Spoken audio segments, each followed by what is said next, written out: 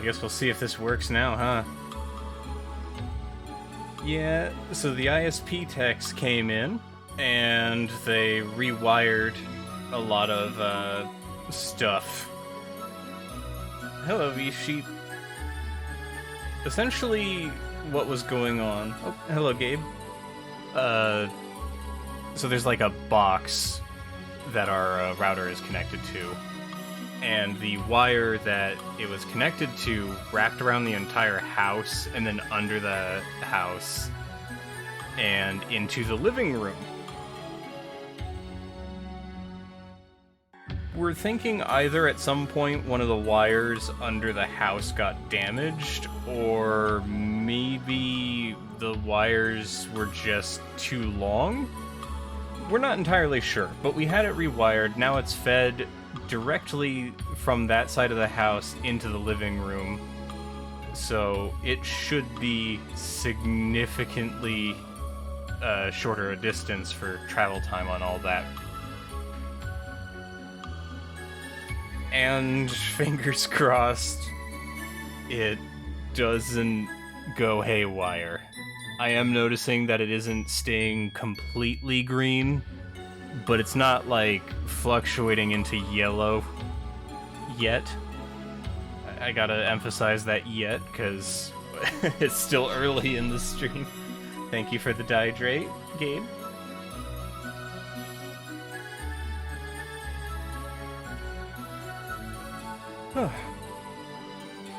Yeah, I am really hoping this is the end of all of that, for more than one reason.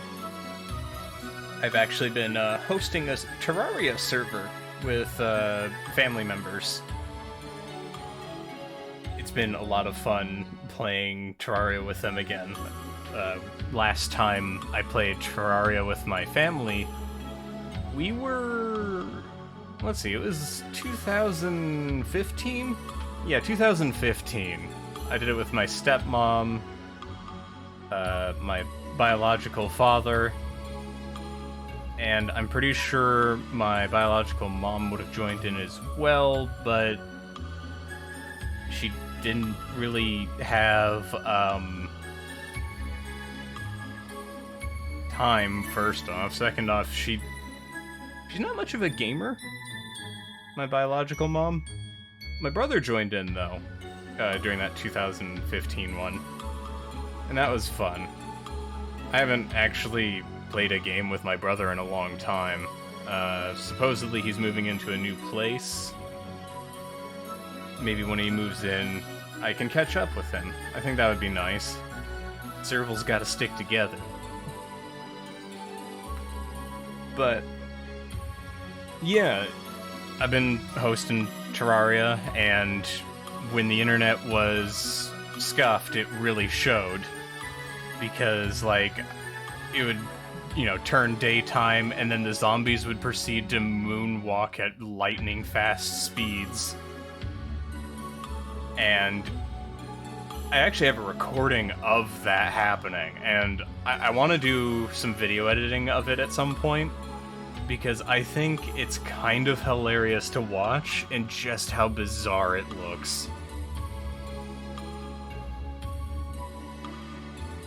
Because it like, turned daytime, and immediately the first thing I see is, like, they're not even teleporting, they're just going fast. It's like someone turned the dial up on their speed or something. I love networking bugs like that, actually. I don't know if I've talked about this, actually, but I used to live out in the country. And when I lived out in the country, the service provider that I had was CenturyLink. Oh, I'm going to have to...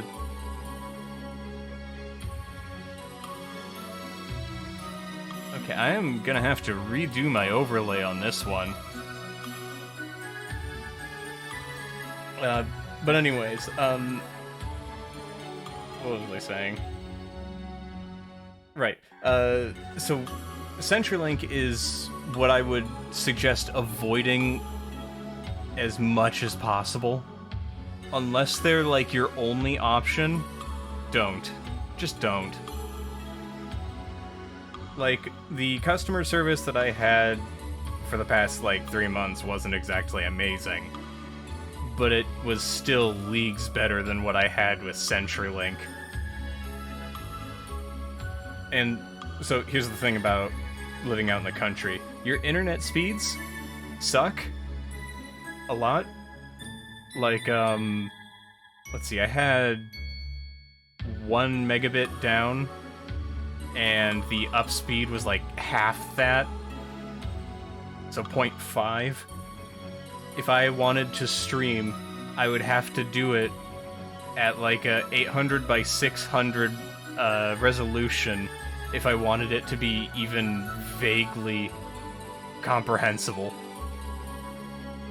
If I was to stream at a 720 resolution at that speed, I would have to put the bitrate down to 300 or 400. If you don't understand the difference, I am currently streaming with a 4000 bitrate. Now imagine this, but it looks like an Atari just vomited all over your screen. That's what, you know, Country Days Gold here would be streaming like. And somehow I streamed Metal Gear Solid with that internet, and people watched it. I apologize thoroughly to whoever watched that during that time frame. The zombies learn the power of Neum. They're unstoppable. Yeah, they went, like, stupid fast. I don't have any other way to describe it. But, oh, another thing about country living, though. Like, when you have to deal with that internet, you have to get used to watching your YouTube videos at 360p or 480p. And that's not too bad. Like, I've learned to survive that kind of bitrate or whatever. And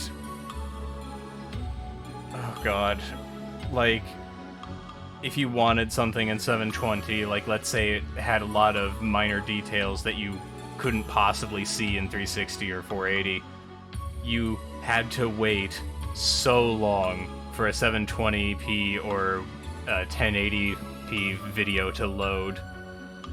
I want you to imagine trying to watch like a mystery video on YouTube, and it just takes so long to load. You have to wait there in suspense after every like 2 minutes of video watching. Get used to 480 and lower because your laptop kind of trashy and any heat cooks the processing power. Yeah, that can happen too. The funny part is I actually had a really powerful PC even back then. Well, okay, it was powerful for the time. You know, back when having a whole 1 gigabyte of VRAM was considered, you know, god tier. And then later 4 gigabytes. Seriously, it's weird to think about that. It's probably even weirder for the people who were, you know, there during the MS-DOS days where you had like a whole, 256 megabytes of VRAM? Like, if you had that much VRAM these days, you probably wouldn't even be able to run your own operating system.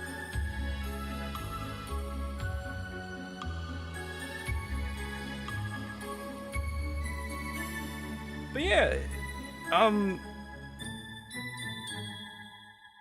when I was in the country, bad internet, good computer though. Like, I could run, Rainbow Six Siege pretty well. I remember that.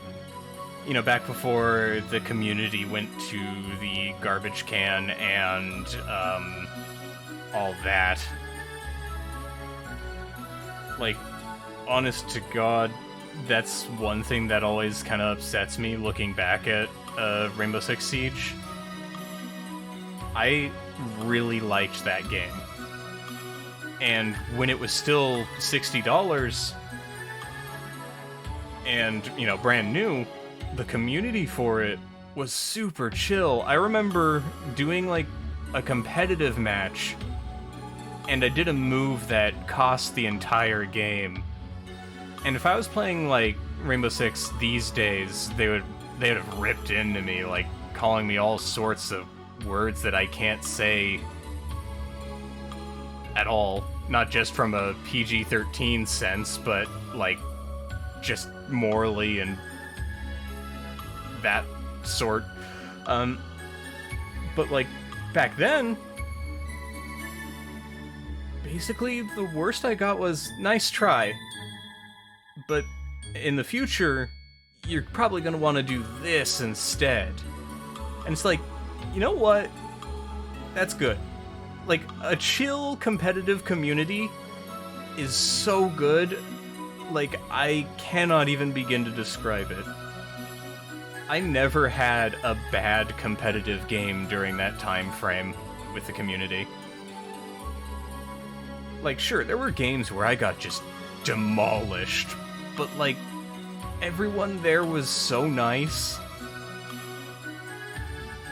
that I legitimately just enjoyed playing it because the community made me feel like I was welcome there.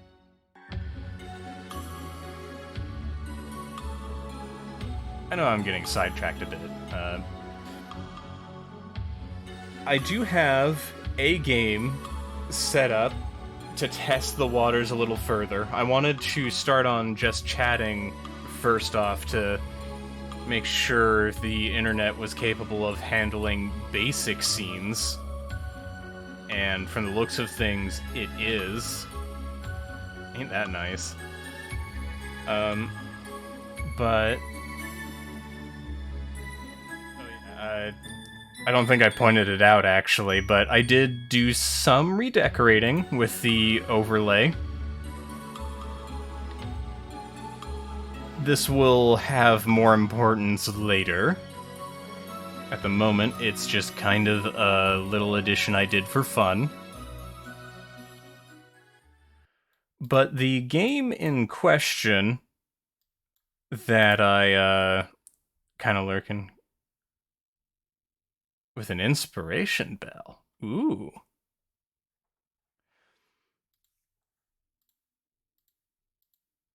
It's always nice to have some inspiration. I still need to adjust it a little bit, honestly, because the text is a little small on the chat. I'm probably going to expand the chat box a little bit. But, it's a work in progress. I do like how it turned out, though. It's got a very, what's the word I'm looking for?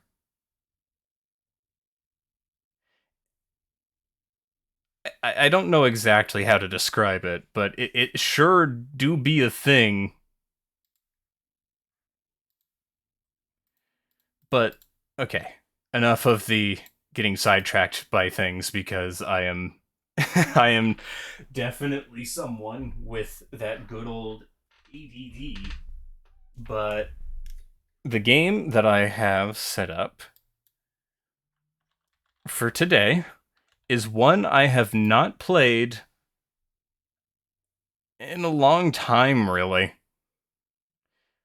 So for a little bit, like just a tiny bit of, more of the past from your favorite Ghost Serval here. I had a very crappy laptop when I was little. That was basically the best way I could play games. Because I didn't have a computer. I had a laptop. And it was a laptop from like the no, not early 2000s, but like I think it was 2010, 2011. So I couldn't really play any intensive games on that for a while. The only time I could play those kinds of games was on my stepmom's. Oh, sorry, I forgot to re-enable that. I'm not used to streaming anymore. I've been away for 3 months. But like the only time I could play more intensive games was on my stepmom's computer, which we could only play during the weekends. And we had to switch off. You know that, the meme, mom said it's my turn on the Xbox? Yeah, that's basically how it was. We had to swap around who was playing on the computer every now and then. But I found that two games in particular stuck with me on both the laptop and the more powerful PC. Those being Terraria, a game that I've played since it came out publicly back in 2011, and The Binding of Isaac. If you're familiar with The Binding of Isaac, you know what's up, but mild warning, there is some weird stuff in this game. And by weird, I mean there's a monster that eats butts. And there's a lot of poop. Like a lot. Oh, and blood. But like, I think at this point people are used to me streaming games with blood in it. Got a ton of points, may as well redeem some sounds occasionally. Yeah, I still need to change some sounds around. I think I changed my alerts. I have not had the opportunity to hear them in action, of course, because of my internet being not good. Oh nice, it's Binding of Isaac. Yes. I have not touched this game in a long time.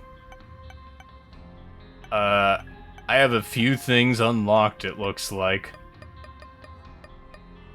We'll just go regular Isaac to start with.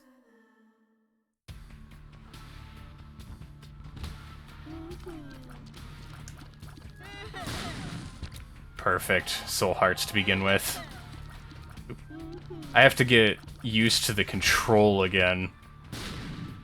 I used to play, like, the Flash version of this. And those of you who played that version are more than aware of the kind of pain I had to put up with. The Flash version was so prone to slowdown that, like, once you got to Mom's Heart, all bets were off. Your frames were less than 15. Assuming they weren't less than 15 from all your items anyways. Oh yeah, you got, like, a momentum on your tears. I forgot about that. So yeah, I'm shooting things with my tears in this game. I don't know why, but I am.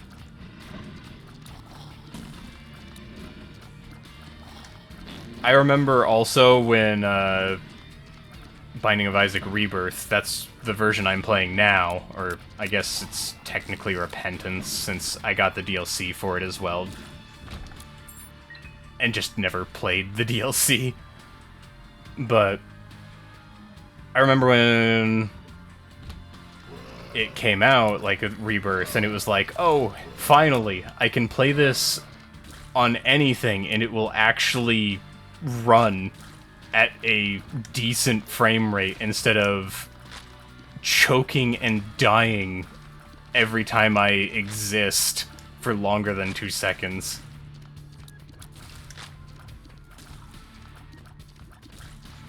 Never actually played Binding of Isaac, not big on twin-stick games. I'm actually not very big on twin-stick games either, but I think the reason Binding of Isaac stuck with me is purely because of the time that I had gotten into it, because I never would have played the game, I think, if I didn't have that crappy laptop that I started most of my PC gaming on. And hello, Poppy. Nice to see you here. Doing internet tests by playing Binding of Isaac. I remember when Rebirth first came out that this boss gave me a lot of trouble. Oh, wait, no, it wasn't this boss. It was, what's his name? Daddy Longlegs?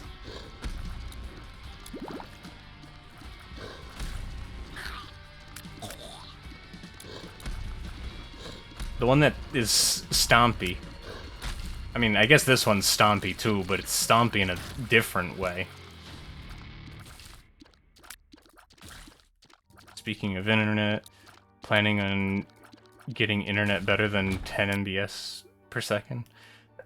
That's still much better than what I had back when I was living out in the country. Specifically, at least. Damn, I wish I could have that. I've got like 500. So like half a gigabit.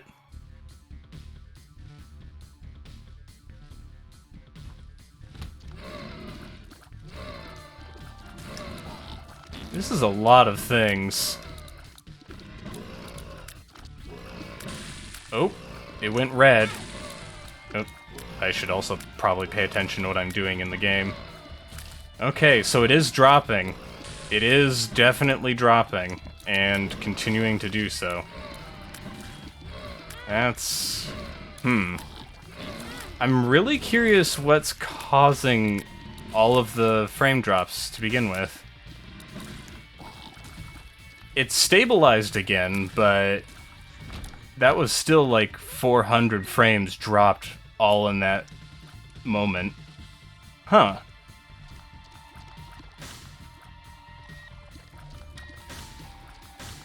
That is really weird. I'm wondering if I need to replace the router. If it continues to be a frequent problem throughout this stream,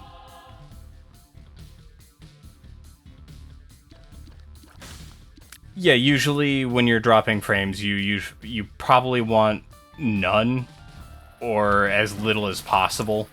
So if you were to drop frames, you usually want it to be in smaller amounts. Like if throughout the stream you drop 10 frames every time it starts dropping, that's still fine. That's still manageable.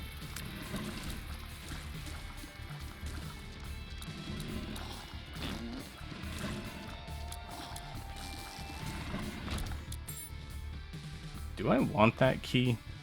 I do kind of want that extra bit of soul hearts, though. Oh, it only gave me one. And one's better than nothing.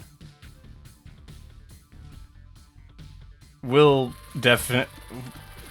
Have the enemy spawns always been this extreme?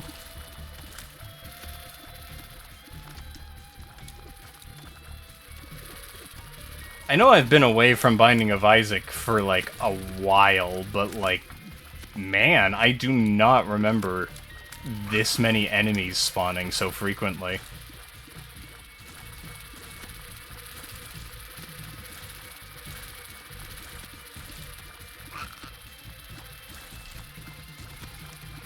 I wonder if it's also because of the DLC? Like I said, I got, what is it, Repentance somewhat recently. I think a couple months ago. Before the DLC makes the game much harder. I suppose that would make sense. Still, this seems a bit extreme. What's this? Botfly? There's probably a lot of things I don't remember. Like, I remember most of the classic items, but of course I remember the classic items. Like, the original Binding of Isaac had, like, only 40-something items. Well, not 40, but, like, it was way worse and broken on launch. Also not surprising, because I remember when Afterbirth came out, and it was a mess, too.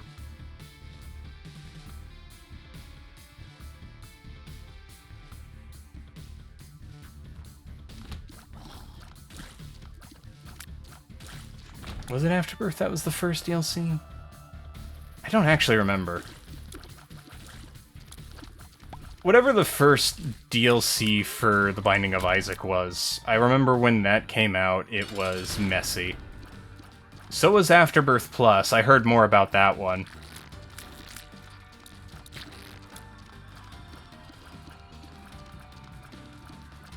I think so.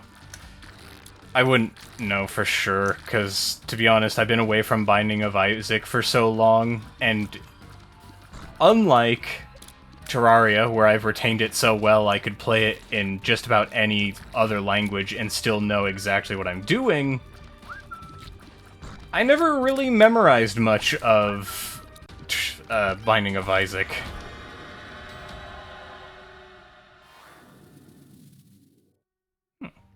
Every DLC has been messy and make it way harder outside of Afterbirth. Okay. 2 of those should be good, yeah. Do I want that? What is that one again? Oh, I have to rack my brain, because I have not played this in a hot minute. If I recall, that one lets me fly, but I don't have a whole lot of red hearts? You know what? It's a learning experience. Oh, I unlocked a thing. Damage plus evil up. Well, not what I was thinking it was. Wish Isaac was less insanely luck-based. That's a lot of roguelikes, though. Some more than others, of course. But, oh, that is... Reusable fortunes? What?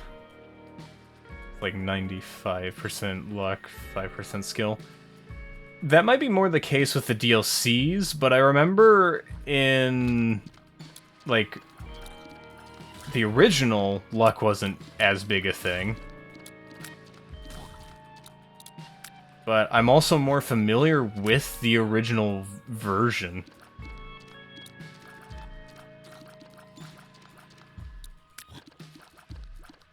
I hate these things so much. I remember even when they were included in, what's it? Rebirth, I was sitting there thinking to myself, man, I sure wish these things never existed. This is the most luck-based roguelite. What was it? There's one that's literally based on cards, and I am not remembering the name for it. I will come back for that white piece. Because I remember the... Huh? Sure, I guess. Speaking of Rebirth, got Amnesia Rebirth for free. I kind of got it for free. I got it as part of that Humble Bundle thing. Amongst a bunch of other games that I will probably never play. But hey, money went to Ukraine. Supposedly, hopefully. If not, I will scream. And put money towards them even more. In more reputable sources. Slave Aspire. I don't think that's the one I'm thinking of, though that is very similar. I think I own that game. I've literally never played it, though. It's actually on my list of games I want to stream at some point. That and Inscription. I've heard a lot of good about Inscription.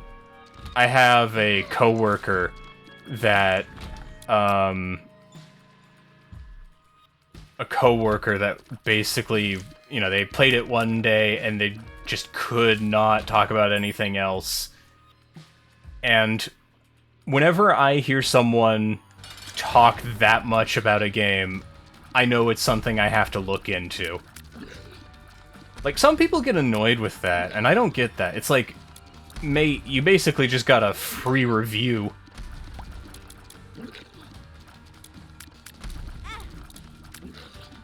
Let me just take damage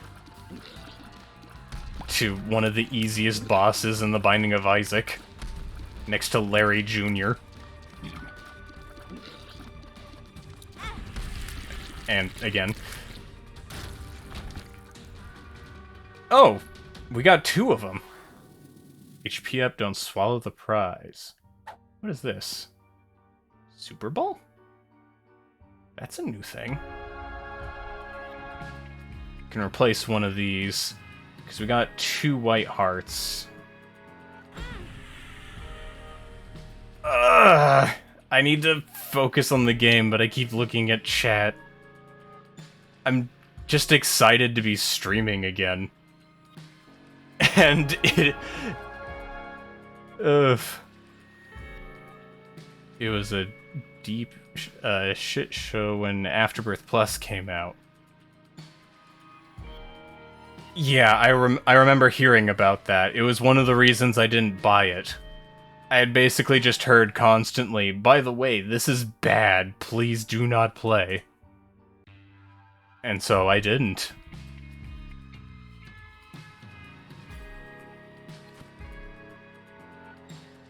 But yeah, I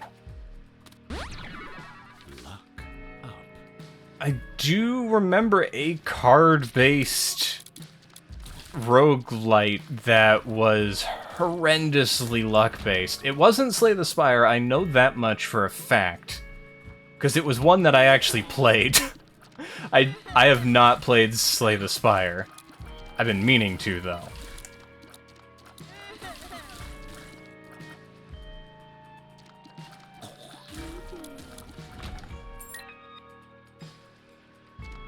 It was way too hard and unfair and broken somewhat on launch. I mean, I heard that a lot, for sure. I also know that Repentance adds co-op? Like, full co-op, not the Angel Baby co-op that there was before. 7? That's the wrong button! Okay, I don't know what that did. I am so rusty at this game. Real co-op. Yeah, because, like, what it allows you to do is... I don't have 2 controllers plugged in at the moment, but what it would allow me to do is if I had someone over, or if I had 2 sets of arms, I would be able to press start on the starting room, like when I start a run, and I could play as both Isaac here, and the other player could be another character, and I think that's hilarious, because we have been there have been people asking for that very thing for so long, and how do they introduce it? It's local only.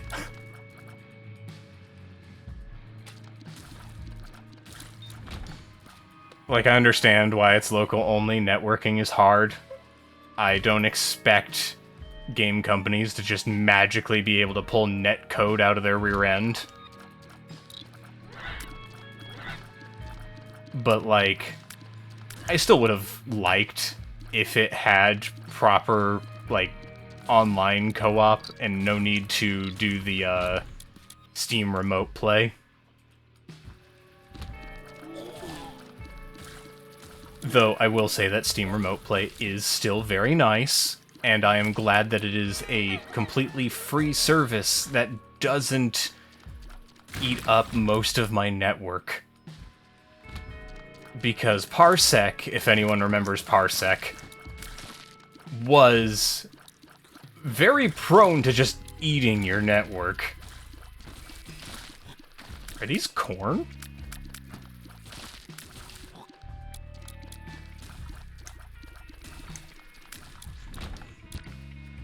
It's either corn or needles. I don't fully know. The one downside to Macmillan's art style is things are so simplistic that it can be a little hard to actually tell what things are supposed to be. That was a problem even in the Flash version.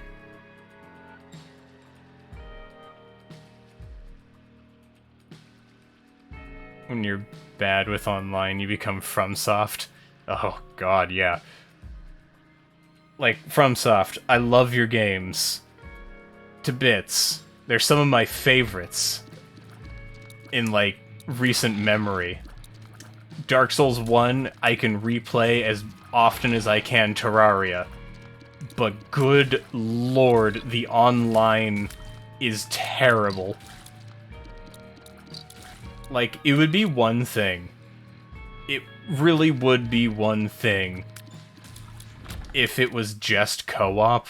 Because, you know, bad co-op is still bad. Yes. But bad co-op and bad PvP, and then add to that bad forced PvP, and that's just not good. That is a terrible, like, combination. And I'm saying that as someone who loves getting into fight clubs. Like, that little part just outside of Pontiff's arena that everyone likes to do fight clubs in. I would always join fight clubs. I had a character specifically dedicated just to play PvP there. Because I like PvP in Dark Souls. I don't like invasions, but that's mostly because I see it as a break of the pacing.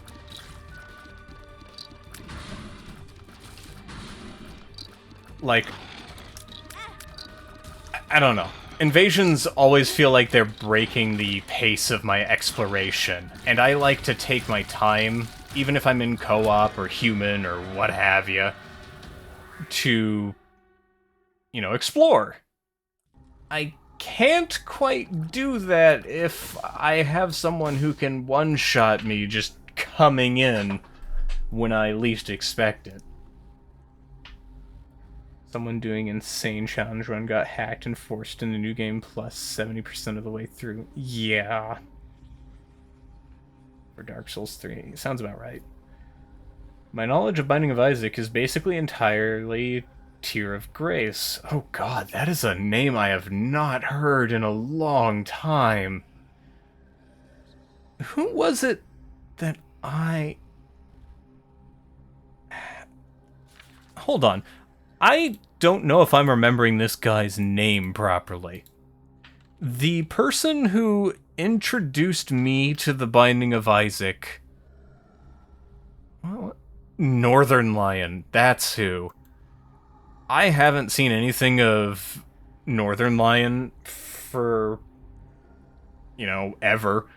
But if it wasn't for his videos on the game, I don't think I would own it. I became human in Dark Souls 2 and was immediately invaded and killed in 2 shots by someone with endgame armor and weapon and forced me back to Hollow. Oh yeah, Dark Souls 2, best PvP in the game, but also the worst invasions in the game. You want to know why? Because you're never safe. You can be invaded while Hollow. Because, you know, that's fun. Like, God forbid I stay Hollow so I can just, you know, take my time before I go human. Combine that with the fact that your HP, your max HP gets reduced the more times you die as a Hollow, and yeah, the way the matchmaking works with soul memory. Like, okay, I understand that people don't like Dark Souls 2, and I completely support their opinion on that. but despite all of the flaws, I still really like Dark Souls 2. I think it's mostly because it's my first Dark Souls game. But, like, I don't know, I always have a soft spot for it. It feels less like Dark Souls. Oh god. I didn't even get a chance to react to that. Oh, I blew it up wrong. Whoops. Yeah, I don't know how an entire team could go, yeah, don't make a matchmaking have anything to do with the level. I know exactly why. Because Dark Souls 1. Dark Souls 1 is the other problem with invasions. So, okay. Part of the reason I don't like the invasion system outside of it being a pace breaker is because it just does not work well with the community.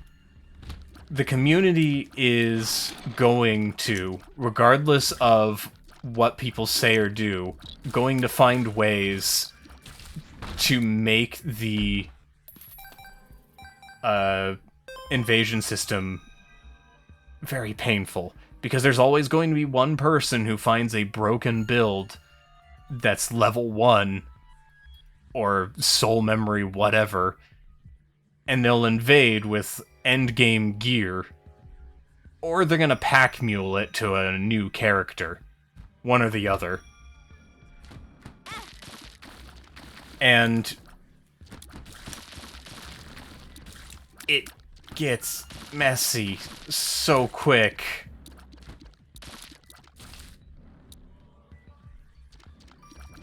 I know I'm probably not, entirely coherent, but I'm also trying to,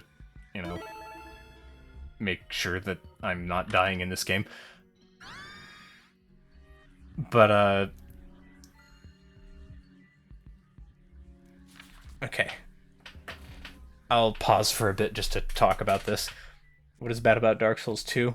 Do you mean the matchmaking or the game itself? Because there's things of both.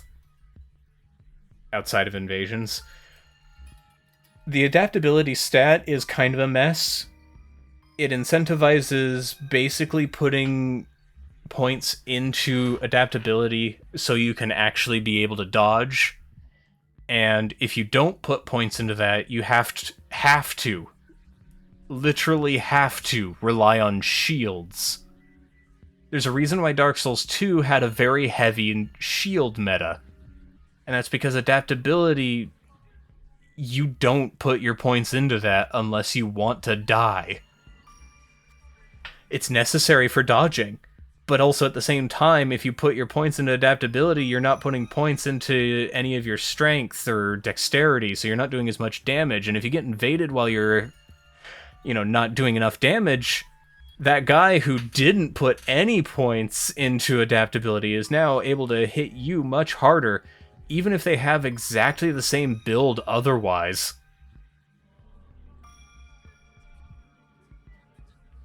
The Witch of Dark Souls 1 with a literally unfinished area and the worst boss in the series, flawed masterpiece.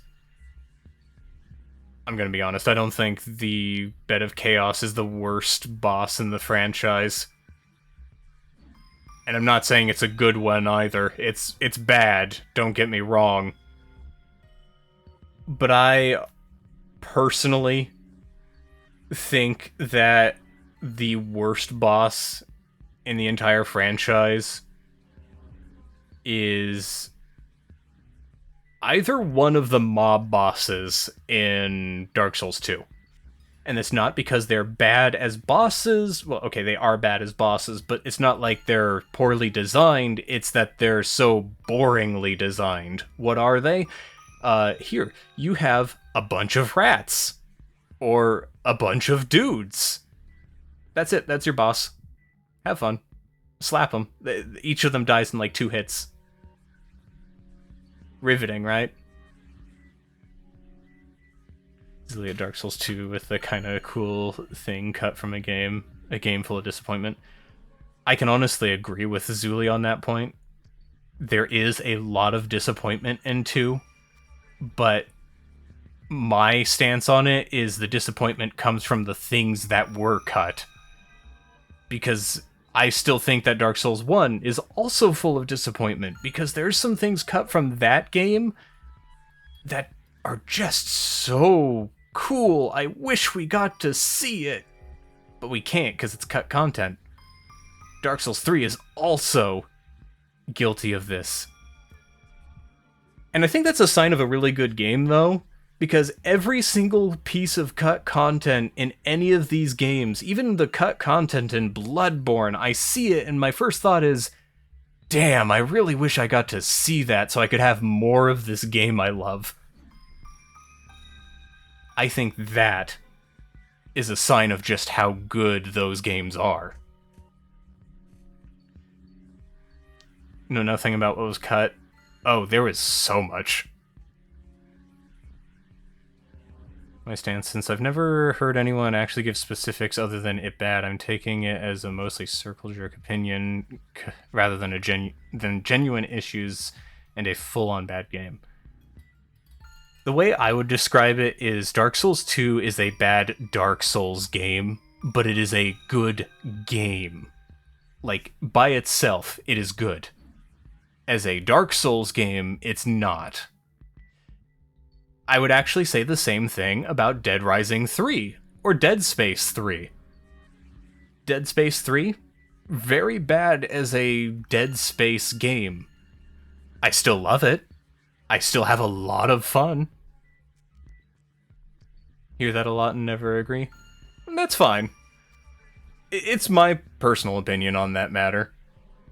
'Cause I don't think it works very well as a Dark Souls game, because it's got a very, very different vibe in comparison.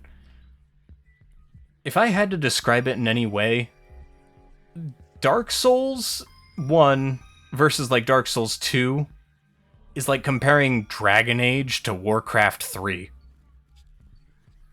Maybe not that significant, but like it's in the tone. Warcraft is still dark, yes, but it is a different vibe, and as a result, feels very much like its own thing. And arguably feels less Dark Souls and more dark fantasy to me.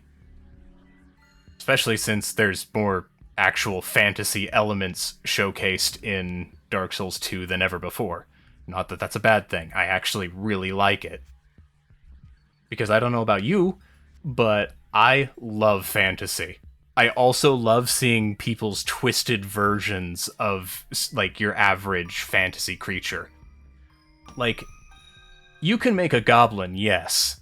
But if you make a goblin something, like, actually unique, that is super rad.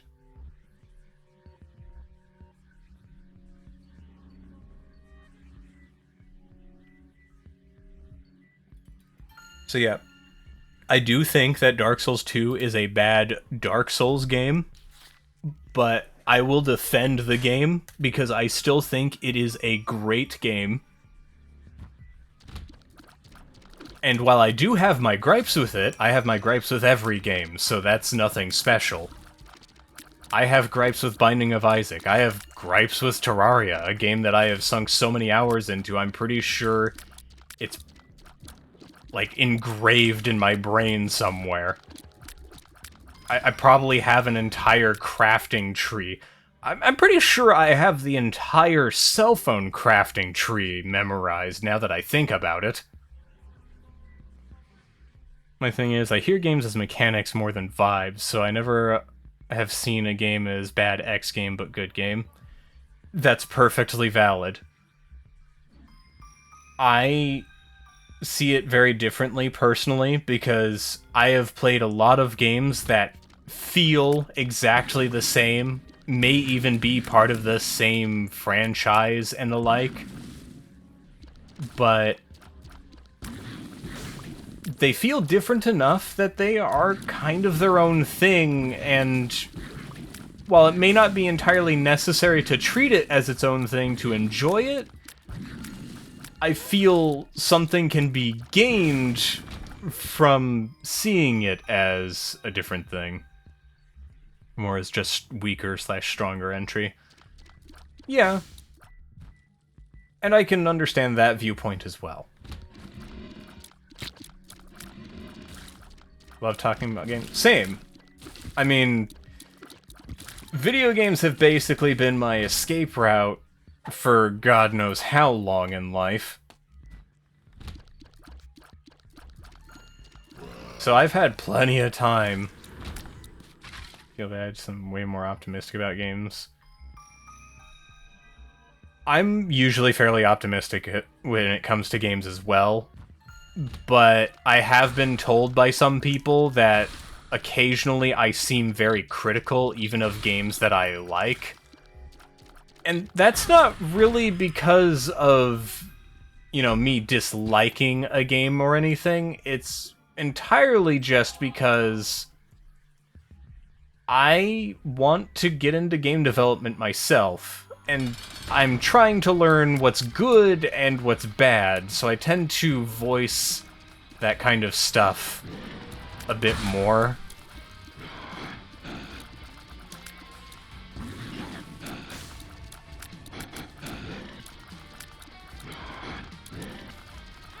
Ouch.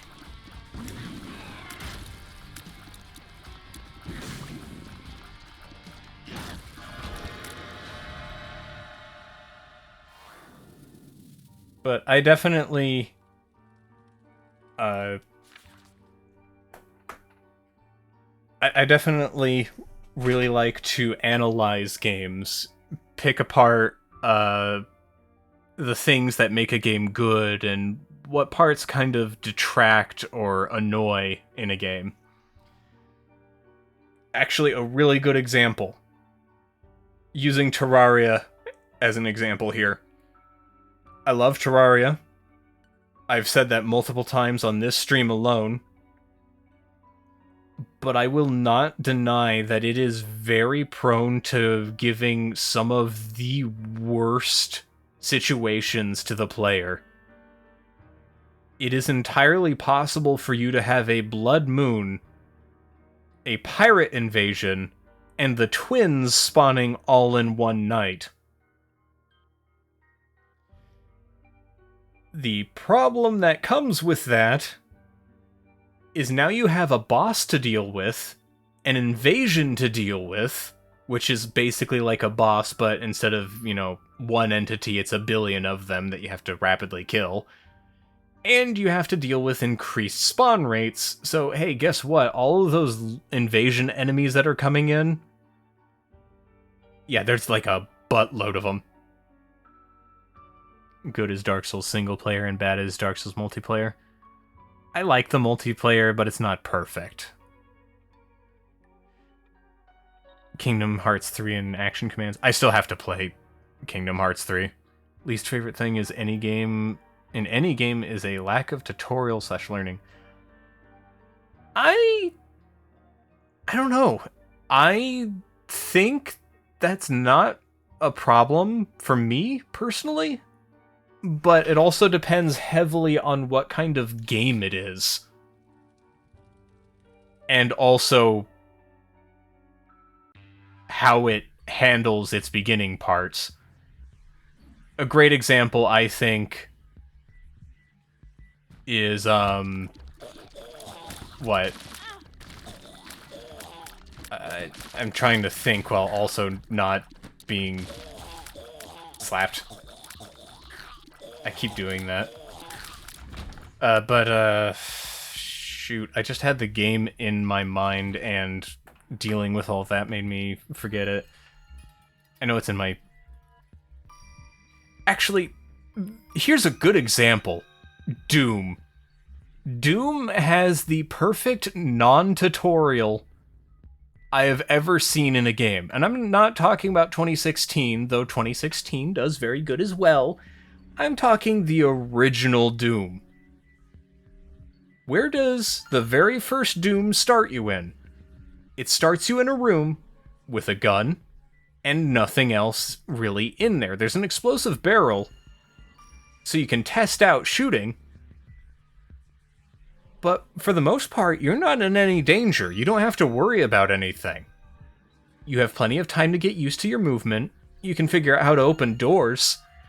And when you open your first door, hey look, there's an enemy. If you've learned how to shoot at this point, now you can shoot that. And if you haven't, here's your opportunity. It's one of the weakest enemies in the game. Tutorials don't have to be super in your face and stuff. Yeah, they don't. But the thing about tutorials and, like, what's the word I'm looking for? I think there's a difference between tutorials and a learning point. Because a learning point is the Doom situation, where you don't really have anything. You're just expected to learn gradually as they gradually introduce mechanics. Whereas a tutorial tends to be, at the very least, a bit more hands-on. It doesn't have to be in your face. It could be as simple as the Half-Life 2 tutorial, where it just tells you WASD to move, E to pick up objects, the like. But it could also be like something such as Titanfall 2. If you haven't played Titanfall 2, by the way, play it. No, seriously, play it. It's good. And more people need to acknowledge that its campaign was amazing. It's like, yeah, it's short. But I would rather a short and amazing campaign, like Portal or Titanfall 2, than one that overstays its welcome like Alien Isolation. In Death Stranding, nothing in-game tells you that you can have 2 boots on your clip and 4 blood packs in utility. It forces you into thinking it's only 1 by starting you off with 1 in each and only being able to have 1 utility slot. Yeah, that's a little messier. I feel like each kind of game, it varies significantly on what tutorial works best. For a game like Half-Life, you don't have to explain a whole lot. You can get away with just telling me how to walk, and it's not going to be any worse for me as a result.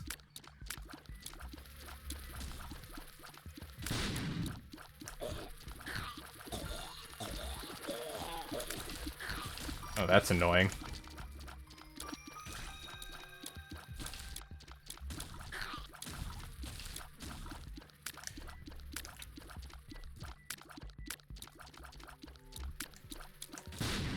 There we go. Like, I learned both many hours when I needed to do was say you can have 2 boot clip items and 4 utility pouch items. I still have to actually play the game at some point.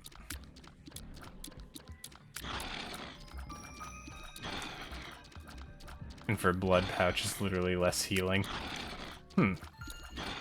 I suppose I'd understand more if I actually had time in the game.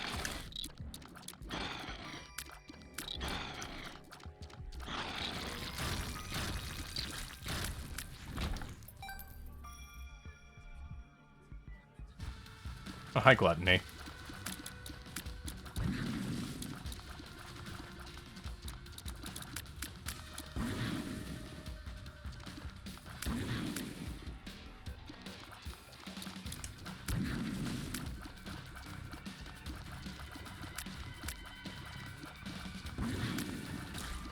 That was easy. Your health in-game is essentially blood. Oop. I almost didn't pay attention to that. When you lose all your blood, you die. Blood pouches slowly transfer blood into you. Okay, so like a slow healing mechanic.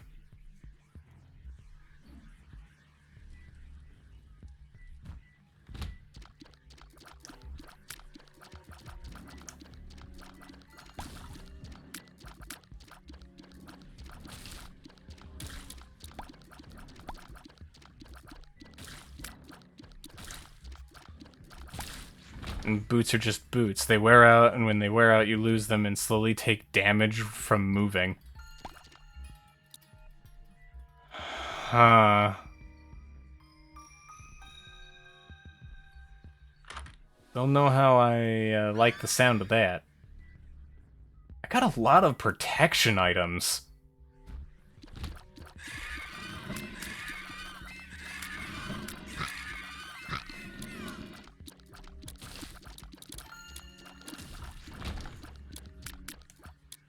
I mean, yeah, I can consider the terrain, but I'd have to actually play to... Oh, there goes my luck. I'd have to actually play the game to know if I like how it feels. Where? Oh, there you are. Boots last long, and you can get free emergency boots with a super high cap. That's something. This game has very gloopy sound design. Yeah, and it's even gloopier in the original version.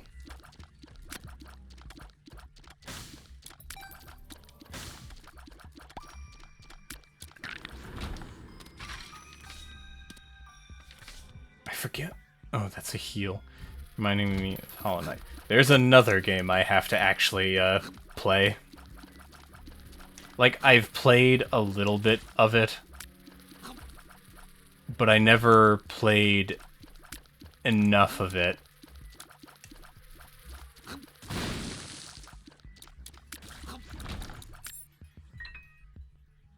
It's definitely on my list of games to play on stream at some point. I've got a lot of them. Oh, I'm already at Mom?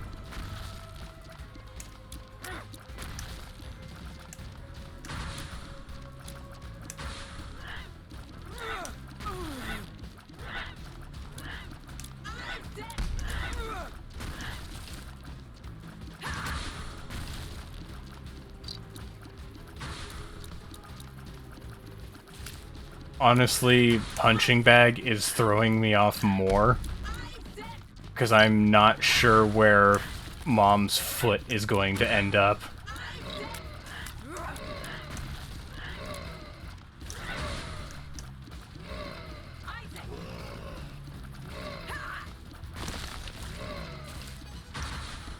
Like, it's helpful? I won't deny that, but oh geez, I don't know where any of this is going to be.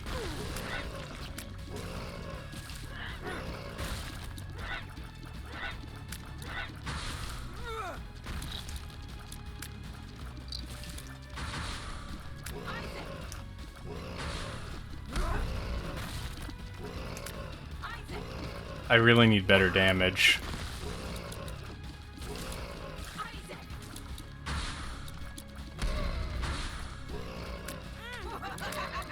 Ouch.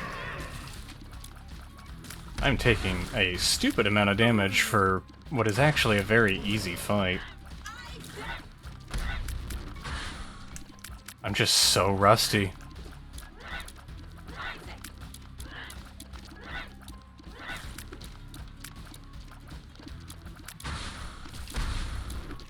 There we go. You can do Heelys. Yeah. You can do Heelys. Oh, man. There's something I should buy at some point. I would love to have, like, some Heelys. They make them for adults. And, like, honestly, I always wanted Heelys as a kid. As a small serval. You can do wheelies in the motorcycle, but its only purpose is helping you when stuck. I'd probably still do wheelies anyways, because why not? Yeah, they do make adult-sized Heelys. And I'm so happy that they do, because that is so good.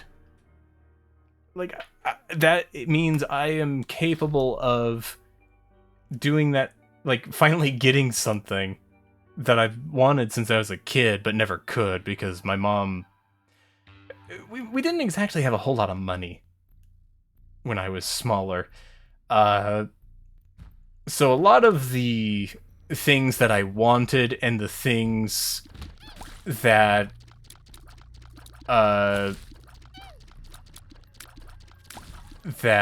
interested me, I couldn't really often get because, well, we didn't exactly have the money. Sure, I was able to have a bunch of game consoles and stuff like that, but compared to some of the things that I wanted, those were fairly cheap in comparison. And also, technically, more than half of them were hand-me-downs, so we didn't spend a dime on most of it. Flat ball. I'm not actually sure what that is. Hate that fun is so marketed to just kids. I think that's becoming less of a thing lately. I feel like these days, the more general idea is it doesn't need to be fun for kids, it needs to be fun for everyone. That's what it seems to go. Ball that turns into a disc when thrown. Oh, yo, that sounds awesome! Oh shit, it's these things. That does actually sound really cool. I didn't even know that that was a thing before, so...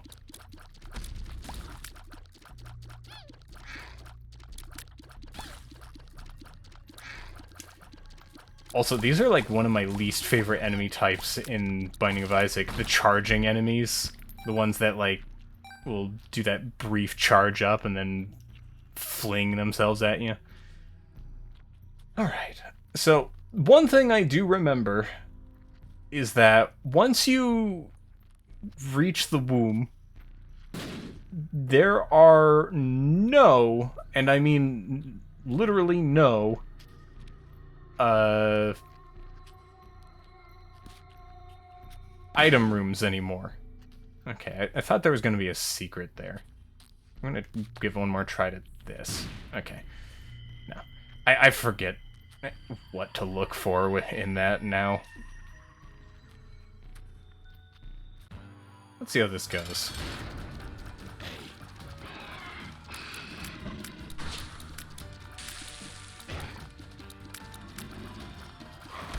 Oh, hello. Okay, I'm not familiar with this moveset.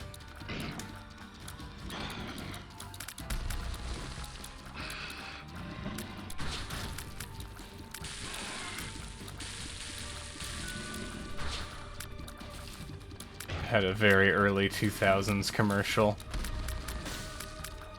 The early 2000s was chock full of weird oh, I just ran into that fire. I have one hit. Yep. I have no hits. I'm dead. But the early 2000s was time for a lot of very interesting commercials. And by interesting, I mean a lot of varied quality. Some of them were really bad. Head on, apply directly to the forehead. Head on, apply directly to the forehead. And then just keep chanting that for the next 2 minutes. And then you had Chia Pet. I remember when, like, the Chia Pet ads would come on, I would always kind of roll my eyes, because, like, they both looked like super, like, not interesting at all, but also interesting at the same time. And I don't know why. But yeah, a ball that when thrown turns into a disc, and when slows down, i.e. close to where it should land, it becomes ball. All kid commercials had the same one voice actor. Yeah, that's very true. Well, not literally true, but they quite often sounded the same. Of a Hello Kitty Chia Pet. That must have been a later edition or something, because I don't think they had that when I still had cable. Because when I still had cable, which that was up until I was about 10 years old, like 10 years of undeath. But let's see, they only had like the very basic Chia Pets when I still had cable. It was like, the bog standard, there's no brand attached to it, Chia Pet. And to be honest, I don't miss cable. I don't know about you, but I don't like sitting through half an hour's worth of ads just to get back to the episode that I was watching. Then again, I would rather just not have ads at all. I'm paying for the service, why do I need the ads?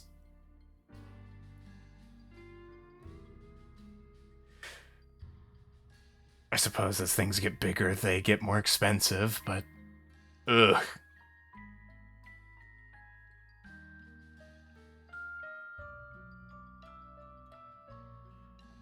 When I was a fully grown little boy. That kind of reminds me of,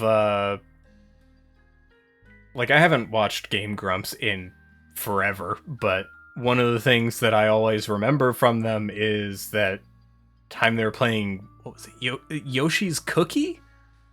And Aaron just belts out, at age 6, I was born without a face. Yes, that one, V-Sheep. That's one I can't forget.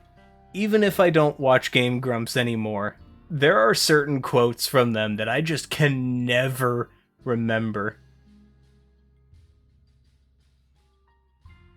Why do you have to pay for the remote? Is he gonna get more buttons over time? You had to pay for the remote? I don't remember having to pay for the remote. Well, aside from the one that came with the TV. But it came with the TV, it was just part of the price. They have some great bits. I remember them having some good ones, but, like, I don't remember much. Like the one where Aaron talked about macaroni for a long time. It does sound like something Aaron would do. With full cable things, sometimes yes. That sounds like pain. The whole Mickey Mouse escapade video. Did he talk about macaroni for that long? Like an entire episode?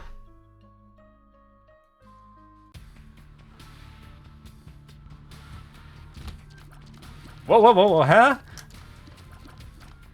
Hang on a moment, what was that one doing? No, that's separate things. Oh, they're separate things. I was about to say, I wouldn't exactly put it past Aaron to spend an entire episode talking about something like macaroni. Stopped watching Game Grumps when it essentially boiled down to why isn't there a button that's just drop when there's a big button saying drop directly on screen, and it was in the tutorial. To be perfectly honest, as I've done streaming, I've come to understand that more.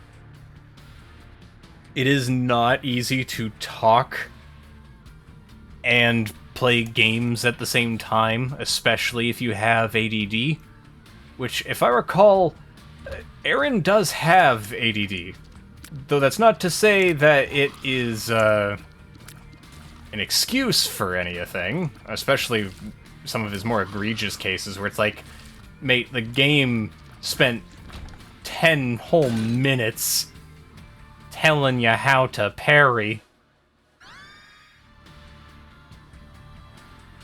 Got tired of their be bad at game on purpose shtick. Felt like it was just a bit and it just kept going. I'm actually not sure how much of that is a bit.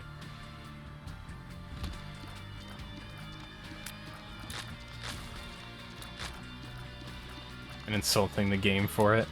Yeah, I do remember him doing that a bit.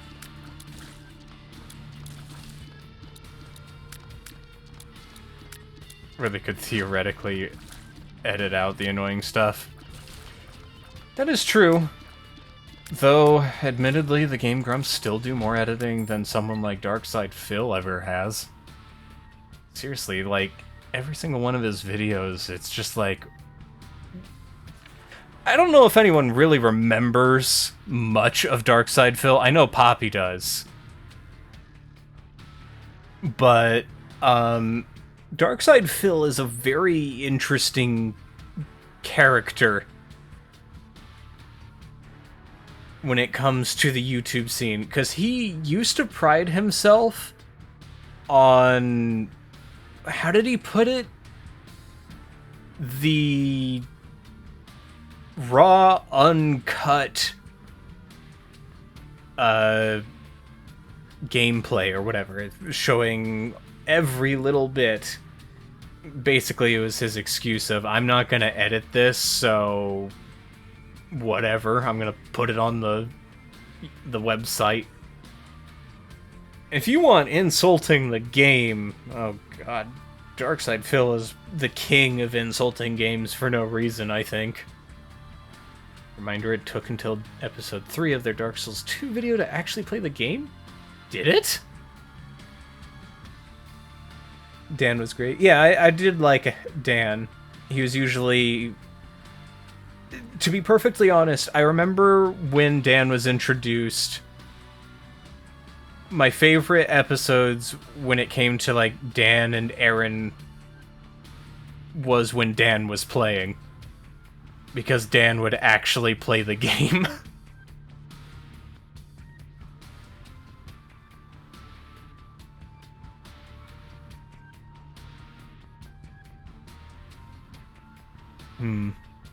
Coca-Cola. I felt like having a bit of soda on the side, as well as water, but, like, I just kind of wanted some Coca-Cola. Why not? After all, I have been not drinking a lot of carbonated beverages. Oh, that was useless. I always forget that Monster's Tooth sucks. Until I use it again. Oh wow, I am choking! Also, didn't we have you as the first boss last time? Why are you here again?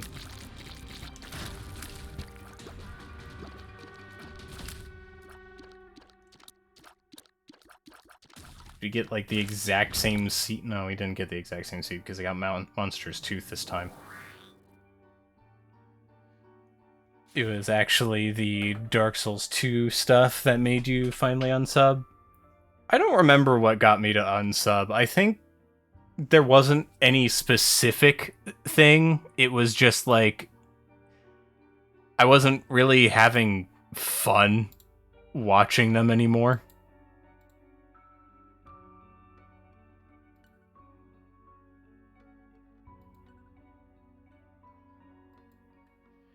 So I kind of just unsubbed and moved on. I did that with a lot of YouTubers, now that I think about it. I used to follow, like, Cinnamon Toast Ken or whatever. I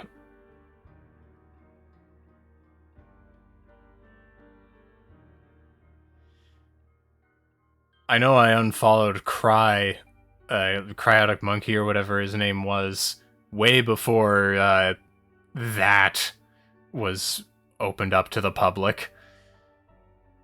Chat ate your message, was saying that even if, like, they're in character, Dan was probably going to be the most bearable by default as the not-so-grump. Yeah. To be honest, I even preferred JonTron over Aaron most times. I understand that Aaron is, you know, an entertainer first and foremost, but I feel like he puts too much.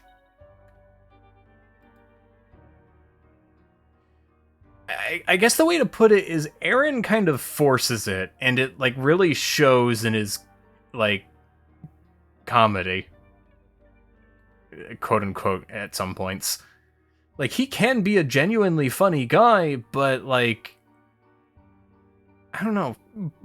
By the time I was no longer interested in Game Grumps stuff, it always kind of felt like Aaron was just making a push to force the funny in. And it just wasn't fun to watch anymore as a result.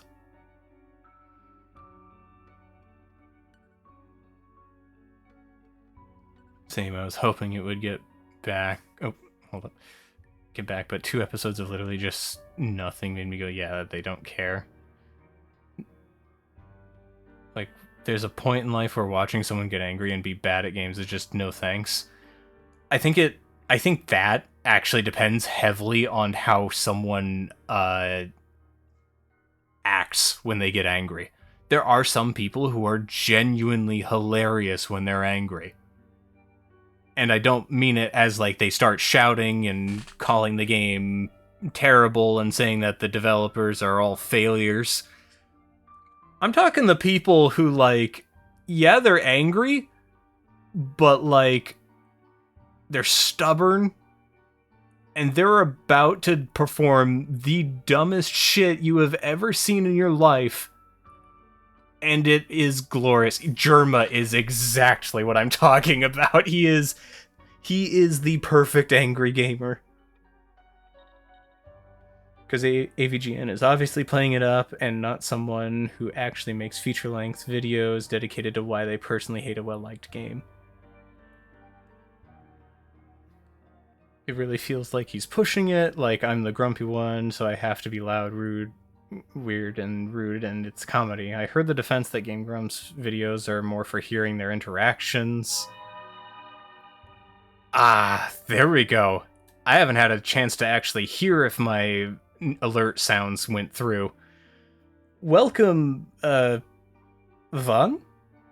Vun, or one. I know those are V's, but I'm not sure if it's supposed to be a W or if it's 2 V's, like, phonetically. But yes, welcome! And not much is up. We're just talking about Game Grumps. I paused so I don't get completely decimated in whatever I go. Vun was right? Okay. When Germa gets upset, he turns the volume down and literally just weeps. Yeah. There's also the fact that Germa always interacts with chat like they're a pack of angry gorillas about to shred him to pieces if he isn't funny enough for like 3 seconds. It's a really funny way to look at it, but like, that is honestly Germa's interaction with chat. It's just like they're a pack of apes about ready to shred him into pieces. If anyone's watching gaming videos, they probably care about the games or at least want a balance. Someone can dedicate the energy to their own personality as a creator and let the game shine. I'm positive that can be done. My favorite part of Germa is the group joke of him being a psycho. Man basically is. Of course, that part was also part of a joke, just to, you know, reiterate so it doesn't sound like I'm literally calling him a psycho. But he definitely has an interesting way of approaching games.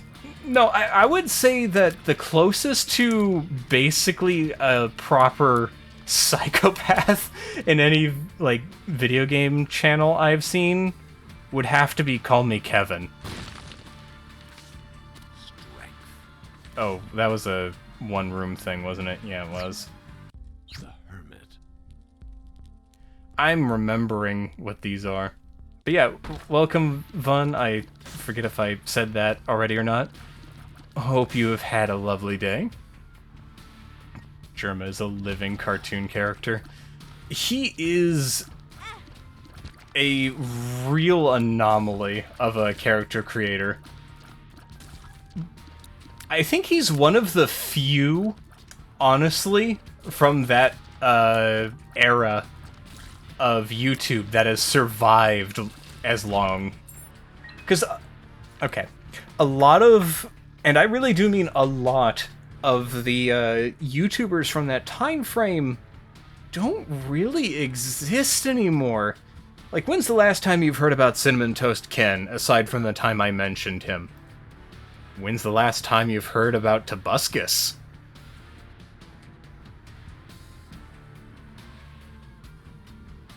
Day was okay, threw up because I'm sick. Aw, hope you feel better.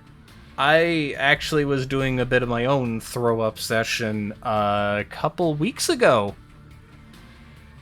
That was not a fun time. I don't like throwing up. It hurts. He's actually very active and still big? Really? I'm actually surprised that Cinnamon Toast Ken is still a thing. Oh. But how about Uber Haxer Nova? Does anyone remember them?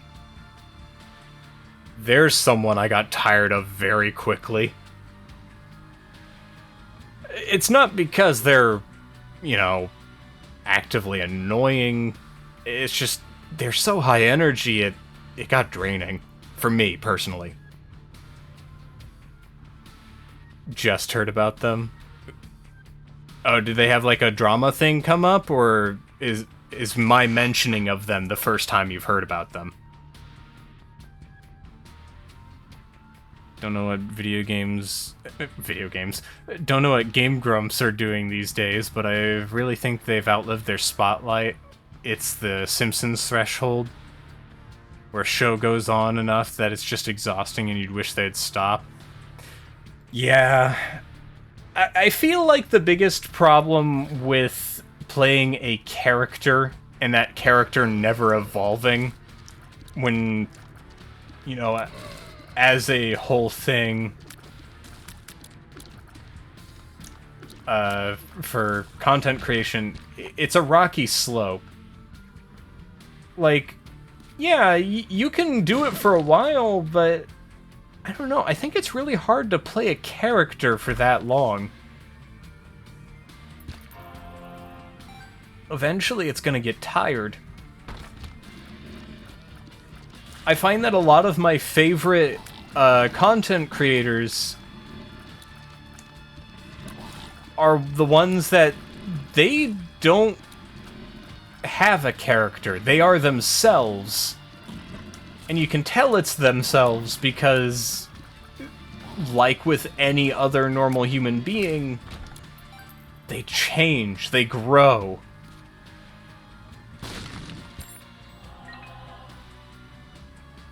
No, just heard of them being a big channel but never checked them. The worst are big YouTubers you used to love but randomly slowly fell out of, and then a decade later they turned to be... Oh, you mean like Sky Does Minecraft? Yeah, sorry to dig that wound again. I know some people really enjoyed their content, but oh god. The things that have come out about that man. There was also, while not quite to that level, there was... What was his name again? Golden Tot?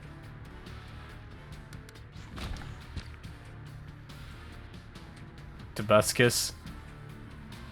I didn't hear much about the Tobuscus one.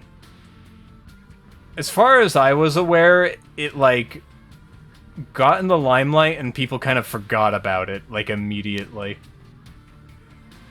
I'm not sure if that's because there wasn't significant evidence, or people just didn't care about Tobuscus enough, and honestly I would not be surprised with either of them.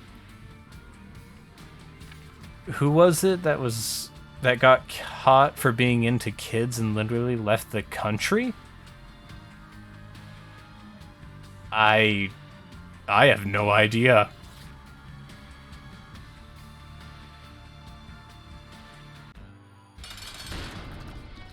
I feel like I would have heard about that.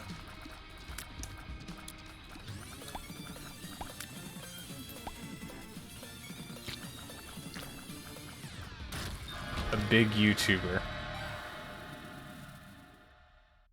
Not like modern Minecraft creators are doing much better, with folks like Dream making the rounds, but that's a barrel of worms I'm not interested in helping unpack. I know basically nothing about Dream other than he sure do be existing. And he did a, you know, a modded speed run that people are, you know, up in arms about. But other than that, I know next to nothing about the guy, so I can't really speak on him.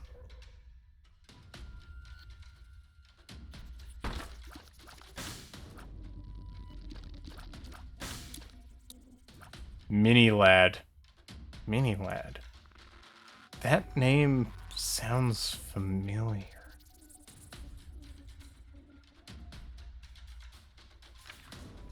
What other YouTubers did they play with, if they played with anyone else?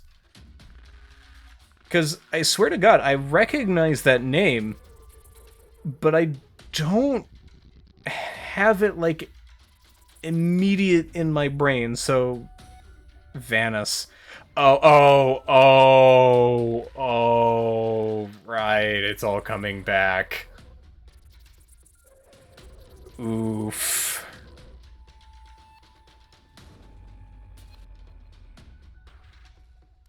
There's been some other ones, too. What was that other Minecraft YouTuber that got outed?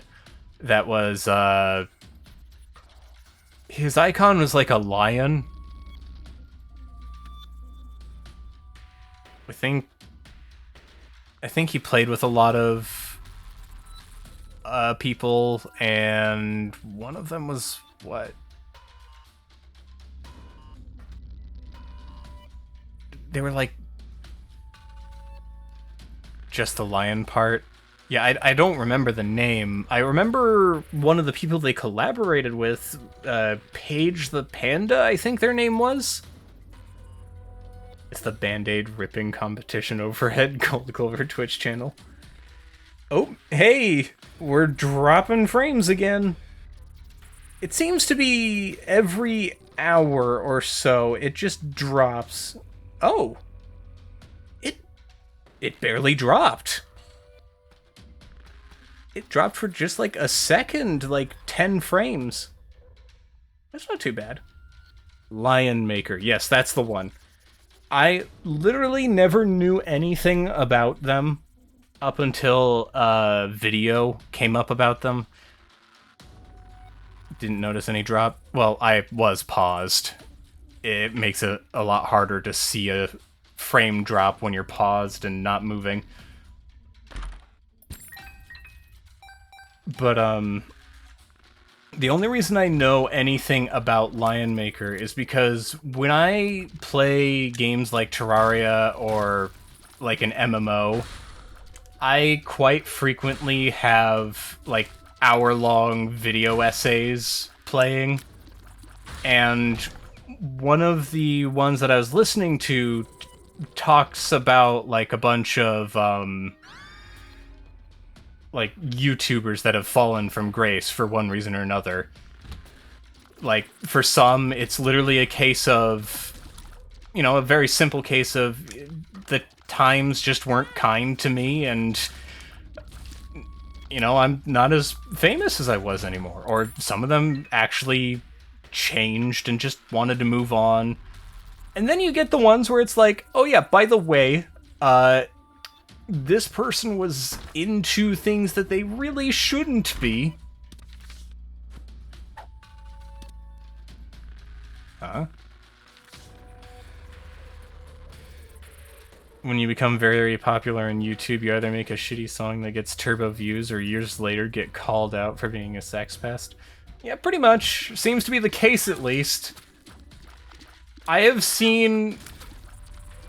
like, the only other possibility I have seen from big YouTubers were, like, the ones that just moved on. They loved doing what they were doing while they were doing it, but they wanted to do something else with their life, because it wasn't fun for them anymore, so they wanted to move on and move on with their life. the good ending, essentially, for big YouTubers. Like, there are two good endings for a big YouTuber. Either they continue to be big, like Germa, or...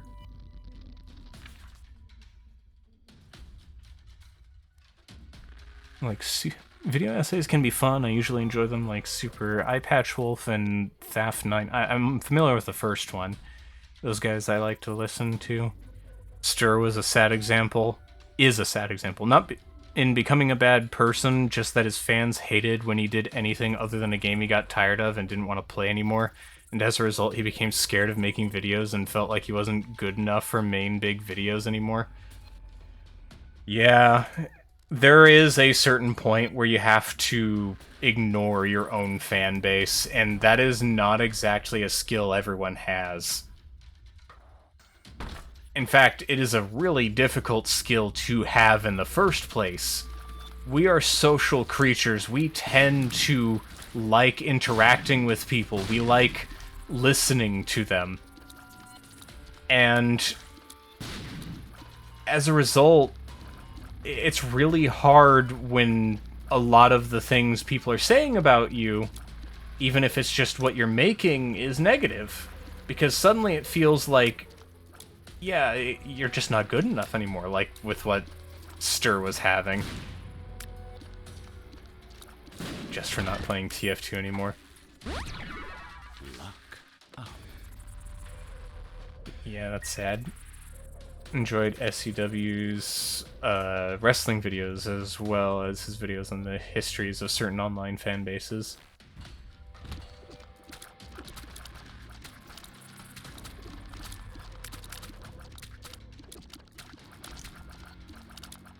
I don't watch Eyepatch Wolf enough to really know much about his flaws. I'm just familiar with him as a content creator. Oh. That was a whoops.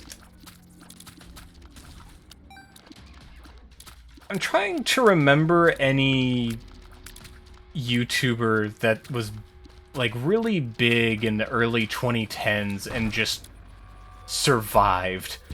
Like, I know there's Markiplier, and I guess technically PewDiePie has survived, which is kind of surprising given the multiple controversies that guy has been through. TF2 is a dying game that the fanbase is seemingly addicted to pretending is not dying, and as a result getting confused as to why people aren't big into it anymore and quit. To be honest, that happens quite often with fan bases that are in denial. I remember... Shit, what was the MMO? Not Terra Online. Trickster Online, that one. Trickster Online, I remember a lot of people just, you know, they were so convinced that this game wasn't dying. There's no way the servers could shut down. Yeah, about that. Shut down since 2014, by the way. It's a shame, because I do remember really liking that MMO, but it had the issue of being yet another free-to-play MMO, and its biggest issue of all was, weirdly enough, that it didn't have enough microtransactions. That sounds like a weird thing to say, I understand, but you gotta understand, the way that free-to-play MMOs survive is with those, like, not microtransactions, but, like, just, they need monetization to live. You can't just have MapleStory, like, survive forever by not making some money on it. It costs money to keep those servers up, it costs money to pay the developers, and it costs money to continue updating it.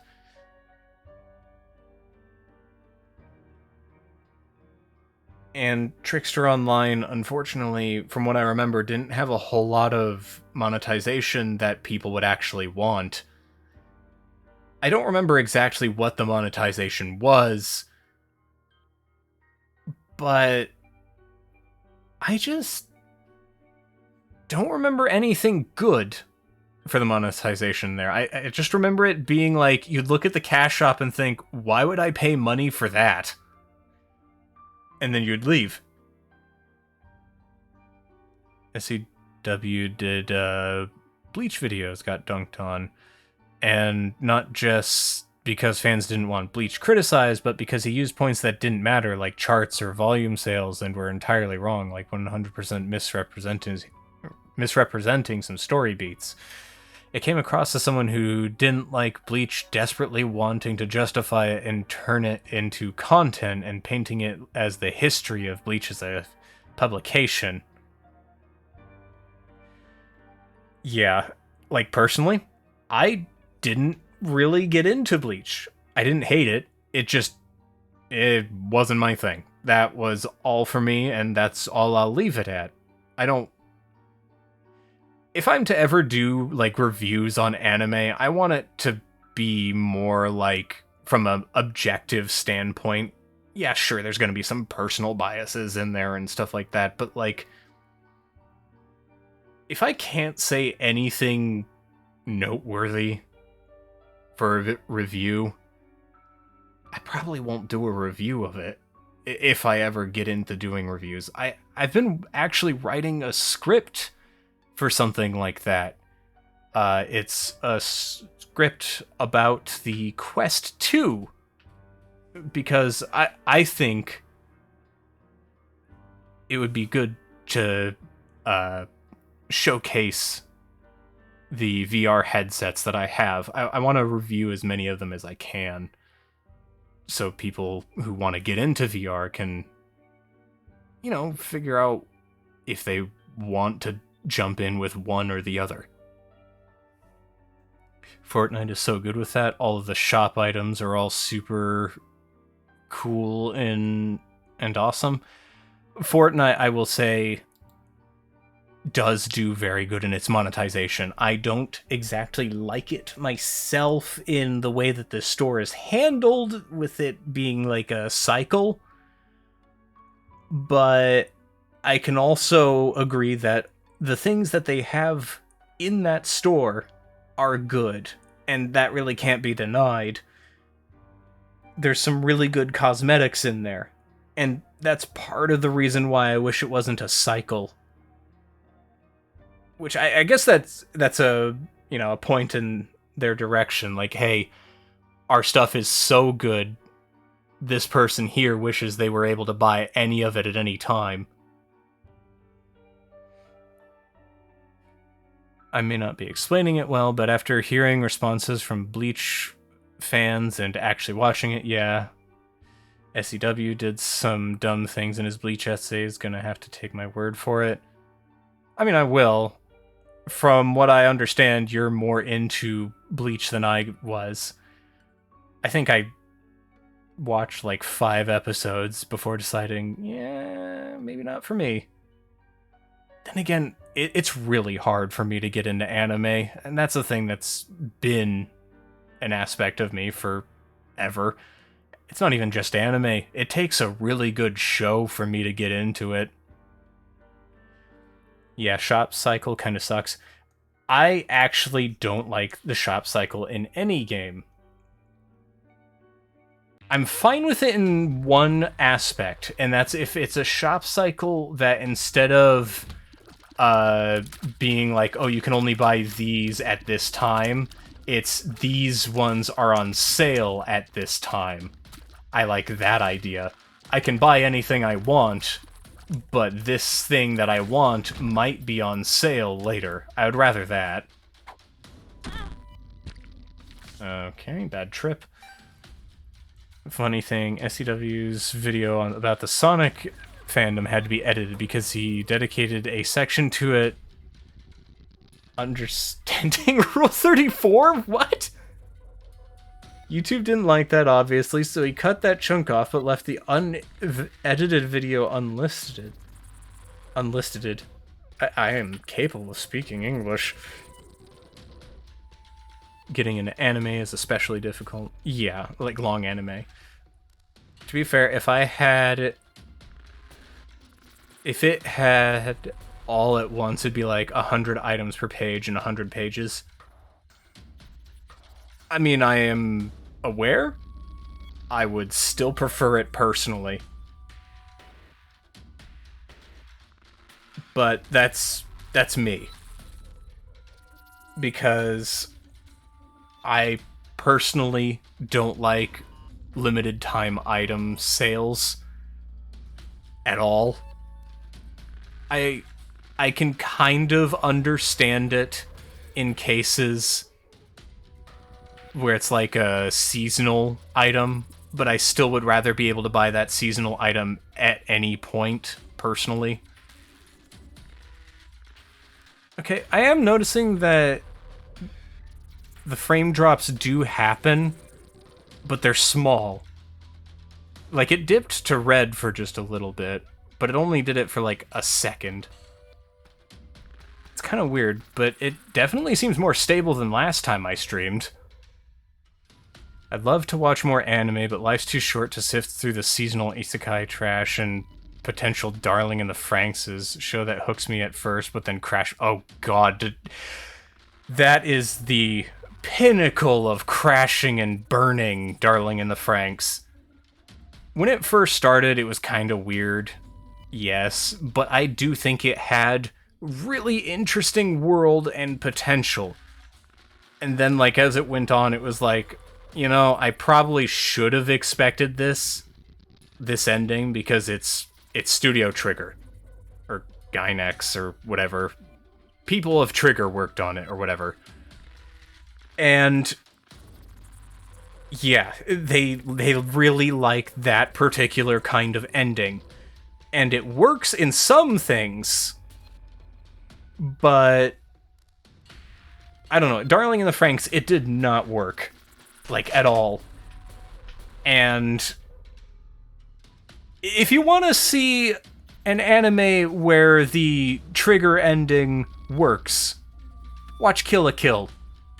Kill la Kill is good, but it also does not take itself seriously. There's a man in that show who's literally incapable of sparkling every time he takes off his shirt. And he does that a lot. And it's not like...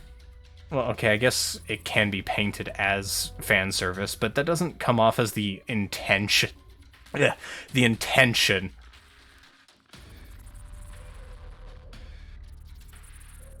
But it feels more like they just wanted something that was funny to look at. Would too, just noting the funny thing about it. So yeah, I kind of have to rely on YouTuber recommendations, and even then I'm either picky or too unfocused to bother. I want to get into anime, but if someone who knows I don't like said stuff, I get recommended... But even when someone who knows I don't like said stuff, I get recommended anime where the main protagonist, main thing is, yeah. Or shows if there's literally a character named... Yeah. I wish that was less of a thing.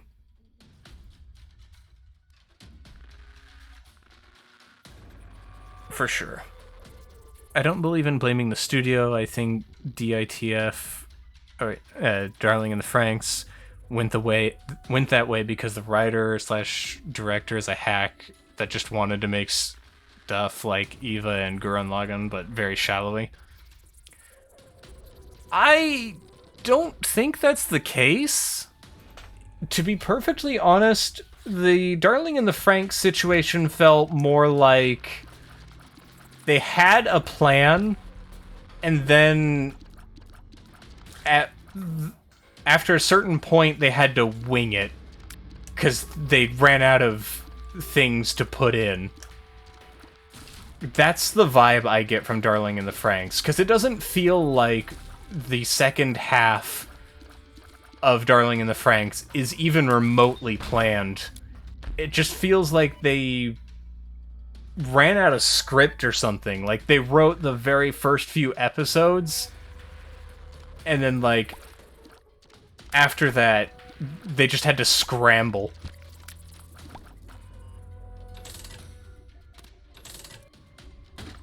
There's some shot-for-shot stuff from Evangelion in the later episodes. I still have to actually watch Evangelion, so that probably was lost on me.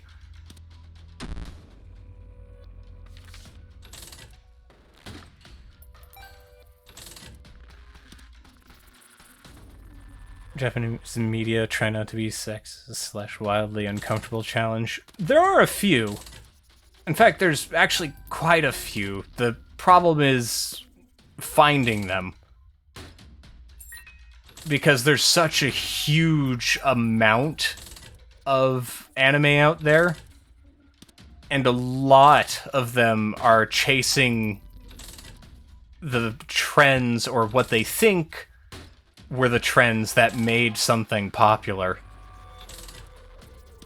And that's a problem even Western cartoons have as well, albeit the things that they think were winning over audiences in Western cartoons is very different. But I feel like part of it is a business thing, but I'm not entirely sure, because I don't exactly have the ability to talk to any of the creators, nor could I understand them if I could talk to them, because I only know English and a little bit of German, and like maybe a handful of words in Spanish.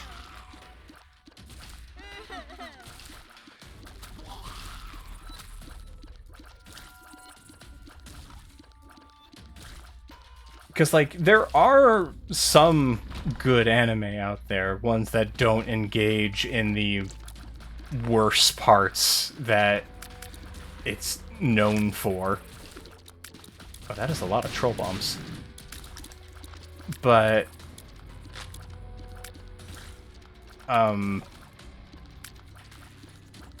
there is definitely some that I think are...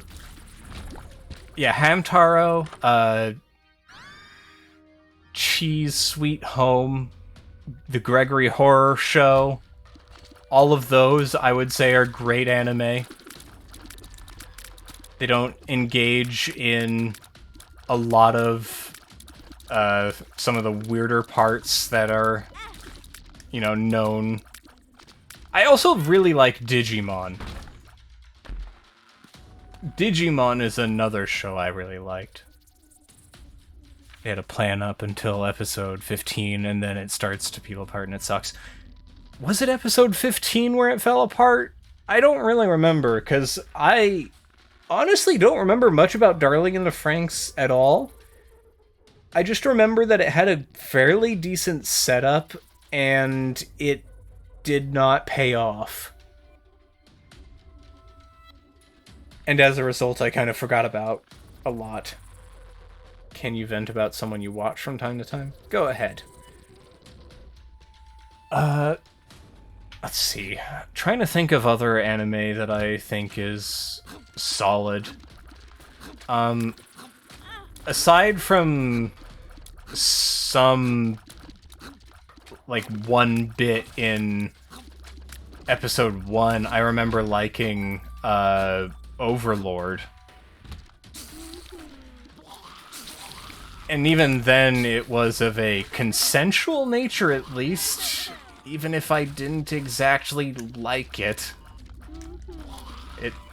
It's sad when, you know, the act of something being consensual is a relief.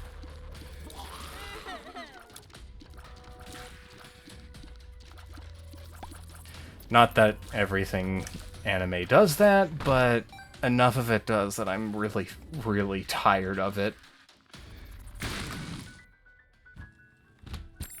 Ooh, there's spiders in here. I did not pay attention to that.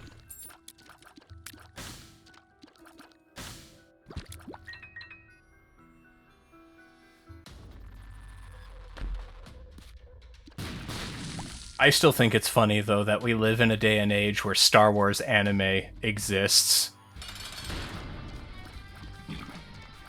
And one of those Star Wars anime shorts has a little furry, like, bunny alien that is a Jedi.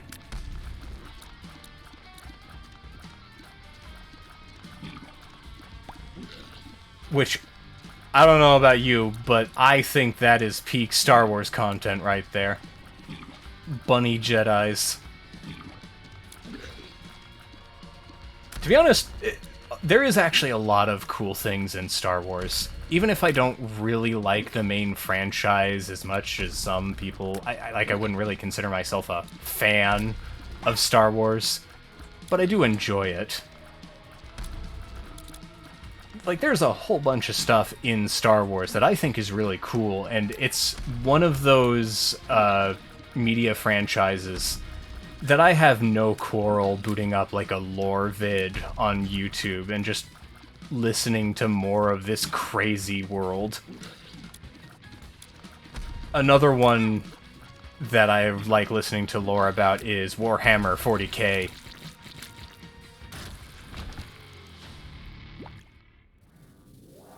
Warhammer is ridiculously dark, but it's kind of cool. I mean, most of the guns in there can rip you to shreds in one bullet, but like, I mean, that's part of the charm. Started to try and get back into Pyrocynical's live channel videos, and just one video every 3 minutes he made a lol women joke, and one big joke was literally just, I know how to hurt people, I hurt my... Oh. Huh.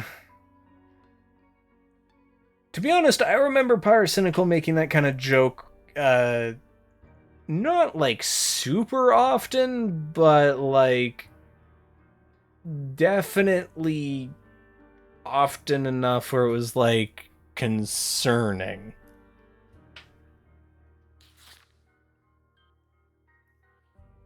I kind of stopped watching Pyrocynical,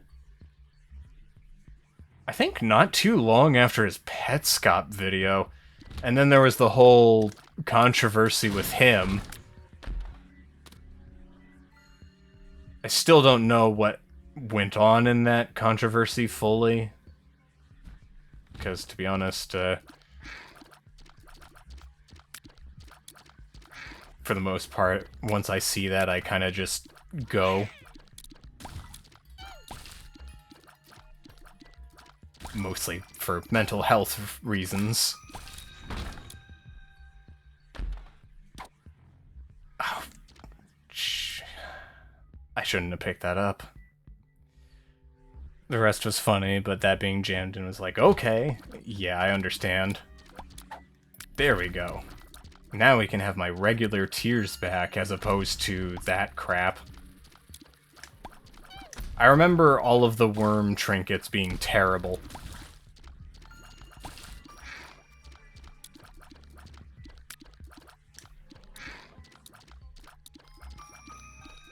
Ouch.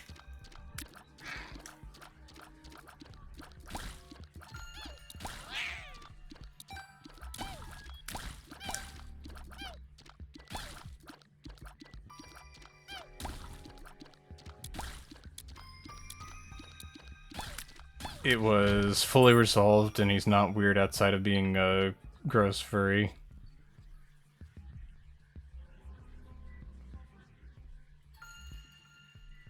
I'm a furry. I'm gross. Just in a different way. I'm gross in the way that, like, I swear to God, I'm really bad at eating things and not slopping on myself. And it's mostly because I'm the type of person who gets, like, massive,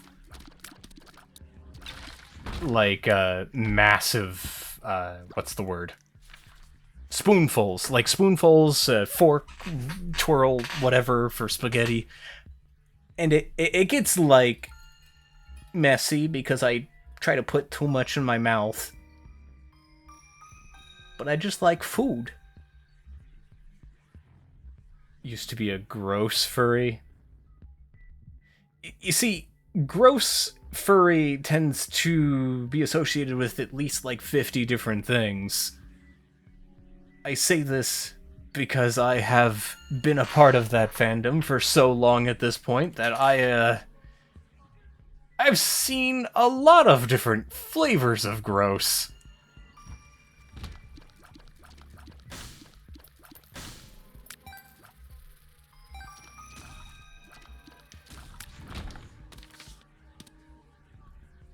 drool and sleep. Isn't that, like, fairly common? Oh, shoot. Isn't that, like, fairly common, though? I don't do it myself, but, like, I've heard of a lot of people who do.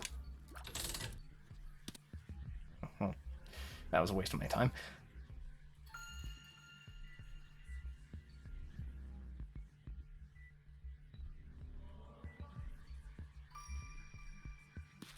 Yeah, but you do it a lot. I don't know what would exactly quantify as a lot. But, catch yourself as you're falling asleep. Makes sense.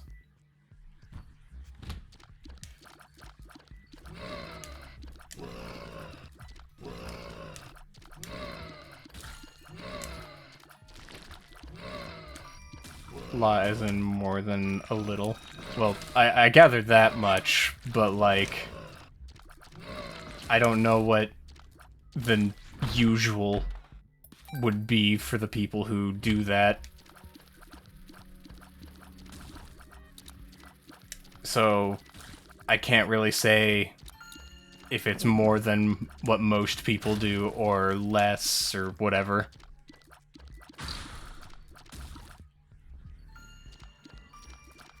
In less than, like, 20 minutes? Isn't the average person normally falling asleep in 20 minutes? Or half an hour? Something around that range?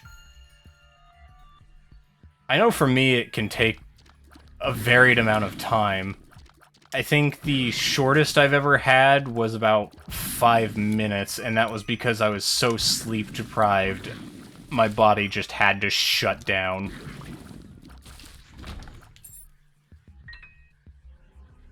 Is it normal? Yeah, if I recall, it takes like 20 or 30 minutes to fully fall asleep. That's also why they tell you 30 or like half an hour after you take melatonin is when you should go to bed. Or you should take it like 30 minutes before you go to bed or whatever.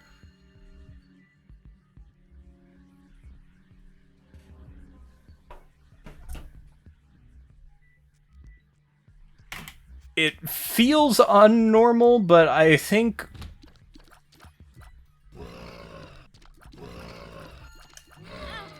it's pretty normal, because I know for me, I usually take that 20 minutes, or 20 to 30. And usually for me, I also need sound of some sort to go to bed to. I've got a noise machine and a fan on whenever I'm asleep. One part to keep myself cool, because Missouri is hot, and I do not do well with heat. But also, just, I need noise. I really do. I have a lot of trouble sleeping without that. I think there's still an item room. Have a fan on 24/7. I don't always have my fan on, but I usually do.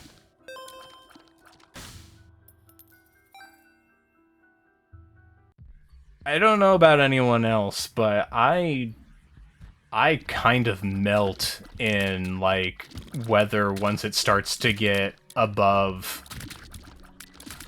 70 degrees.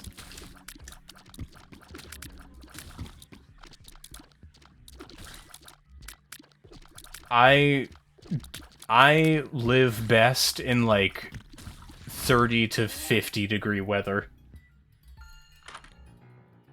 For both cold and cuz when there's no noise, I have minor tinnitus.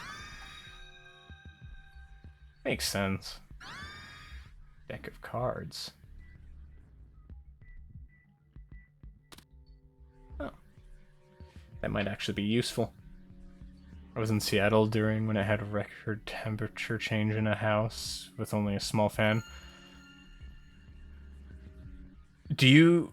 I don't remember what year exactly, but there was a year where, like, in Washington State, it reached the hundreds over near the west side, which that is super unusual for Washington State.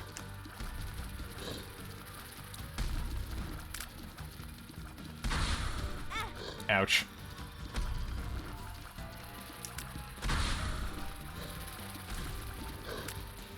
Did they change Monstro 2? I don't remember Monstro 2 spawning flies this often.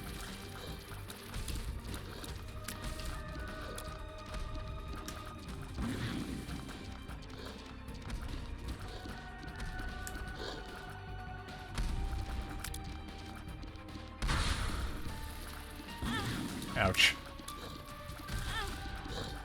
Don't mind me, I'm just gonna take every hit in existence.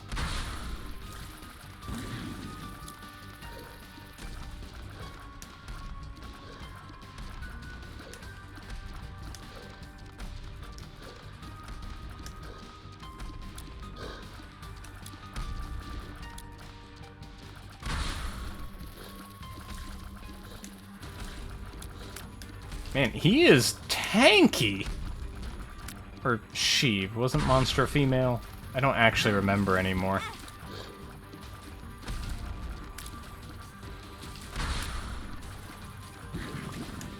I know one of, like, the base game bosses was supposed to be a female.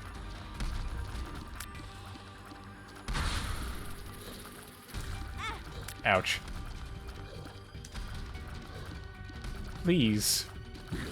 Commit the parish.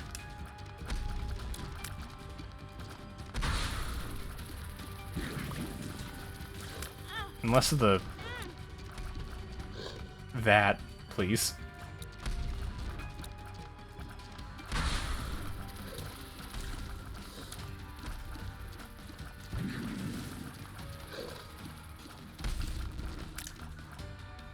Damage is kind of low, I think.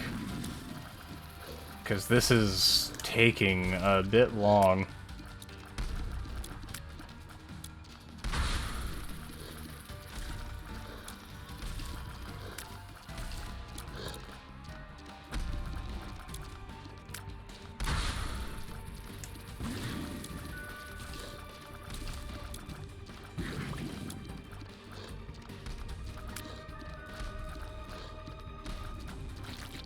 There we go.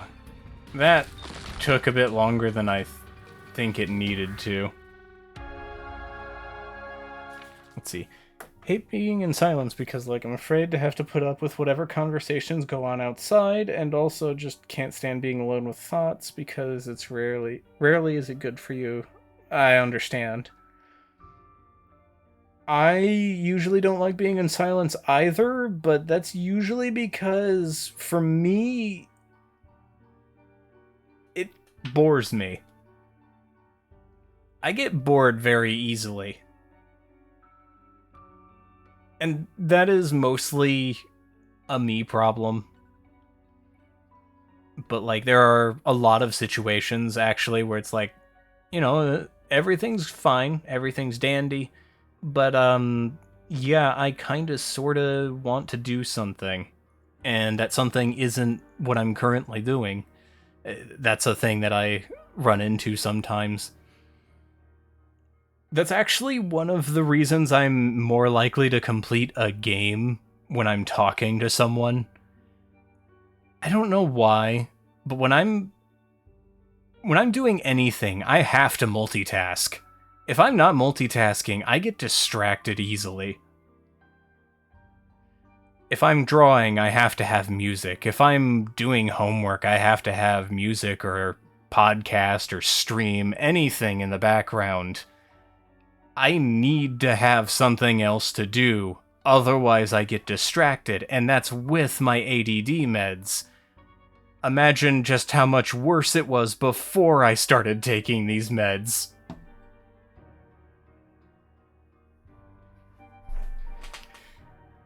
We legit bought one huge fan and stared outside waiting for it to be delivered.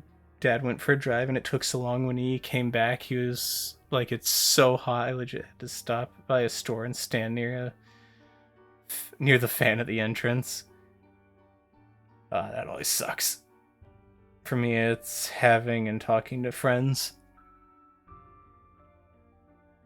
I like talking to friends, but I also find that I'm not good at holding a conversation, personally. And that's mostly because, for me, I am not usually good at carrying a conversation, really. I, more often than not, need someone who can carry the conversation for me. I can add and bounce off of something, but I cannot exactly make conversation as easily. Okay, this thing is annoying. Kind of looks like a cinnamon roll. Oh, what in the world?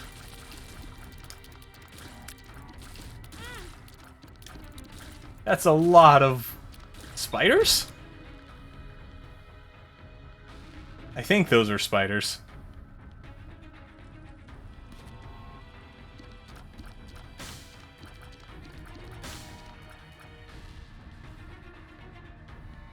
Yeah, sure, let's get some bombs. During same Seattle visit, a cat from a block away entered our house just to hang out with us for a few hours.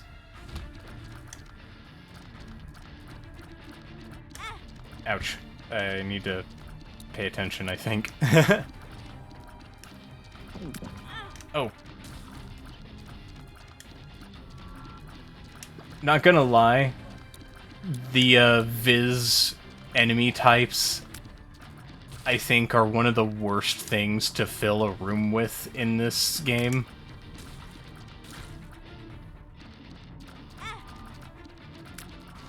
Because their entire thing is about moving around, but when you add so many of them, it's kind of a boring fight.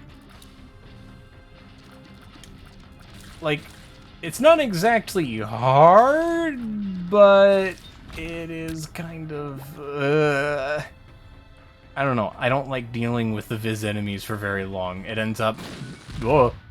It ends up getting boring for me. Apparently she loves just going to nearby houses and hanging out for just a while. Stayed in the room for a while because it... What does this do?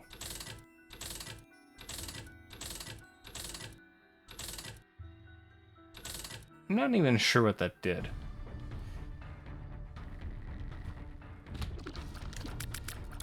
But yeah, if there's one thing I will say about The Binding of Isaac, it's that there's some enemies that just shouldn't be comboed with themselves. And I don't mean that it's like, you know, it makes the game too easy or whatever. It's just annoying. And I feel like the Viz enemies, the ones that fire laser beams, they just should not be comboed with more of themselves. They're already a fine enemy by themselves, but when you add more of them to the picture, there comes a point where it's just too many of them.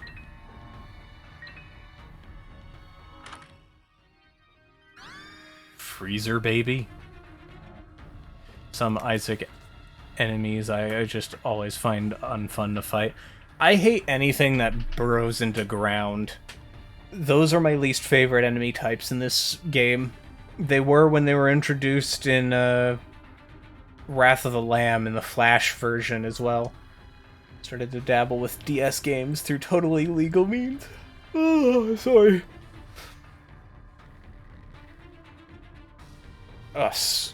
Kirby Superstar Ultra. I actually still have the cart for that game. It's 100% completed. I don't normally 100% complete any game. Also started this action RPG called Solo to Robo. I have heard about that game. I've been meaning to look into it, but I also want to play its prequel entry. Because there's a game on the PlayStation 1, Tail Concerto or whatever, that's like the... maybe not a prequel, but it is a part of the same world or something. It's about what I remember.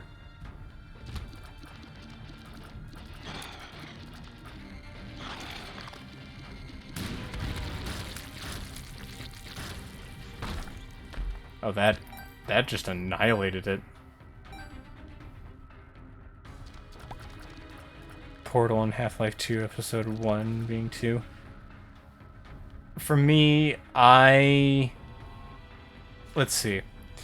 The games that I have 100%ed so far, Klonoa Door to Phantomile on my PlayStation Vita, which apparently the PlayStation 1 games are no longer working on PlayStation Vita or PlayStation 3 anymore, so that's a thing. But I 100%ed Klonoa Door to Phantomile. I've 100%ed Kirby Superstar Ultra. I'm trying to remember what else I've done that with.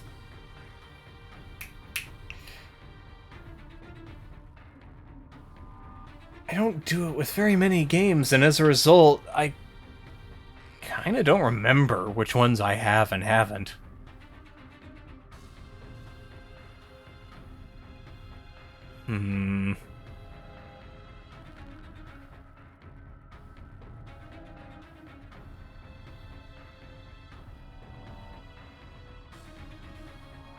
I don't remember. Haven't 100%ed Resident Evil 4. Isn't there like a crap load of things to unlock in that, though? CyberConnect also has like shared universe of games with furries in them. Solo to Robo, Tail Concerto, Fuga, Melodies of Steel are all within it. Ah. PlayStation Vita, we would remember it existing if we made and supported it. They supported it for a little bit, but the biggest problem the PlayStation Vita had was price. And I think people underestimate just how bad the price was. That PlayStation Vita cost almost as much, if not a little bit more, than a regular, like, console.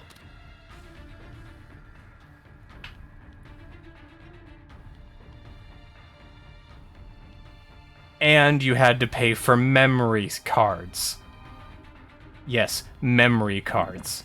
That for some reason or another cost almost as much as either the console itself or a full AAA game.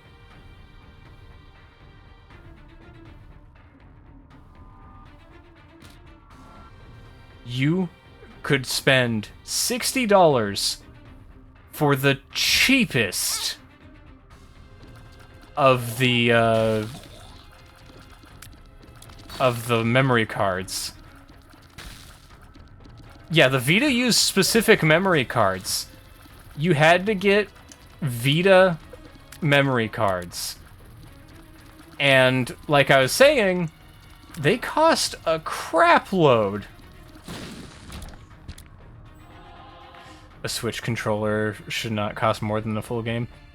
You see, I can understand a Switch controller costing that much sooner than I can understand the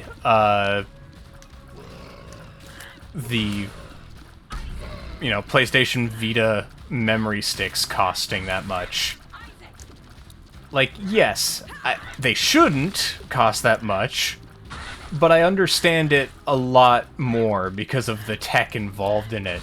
Whereas that memory card, I can get the same memory card from the same time for $5. The only reason that I have to get that specific kind is because Sony said so.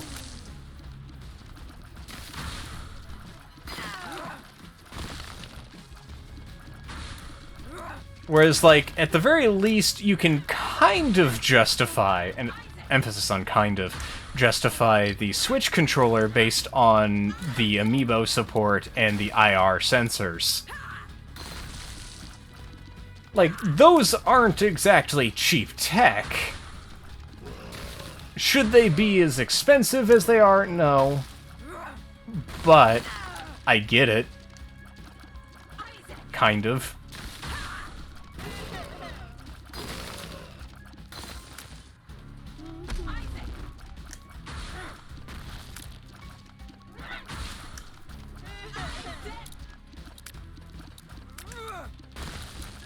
Man, I do not have damage.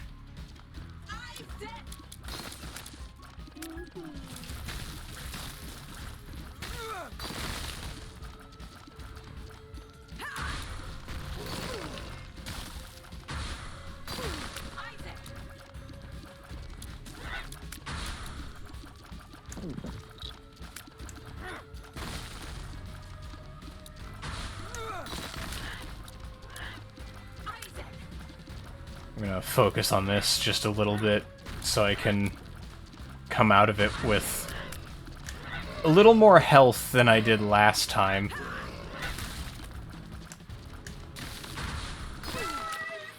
There we go. I don't know how you survived.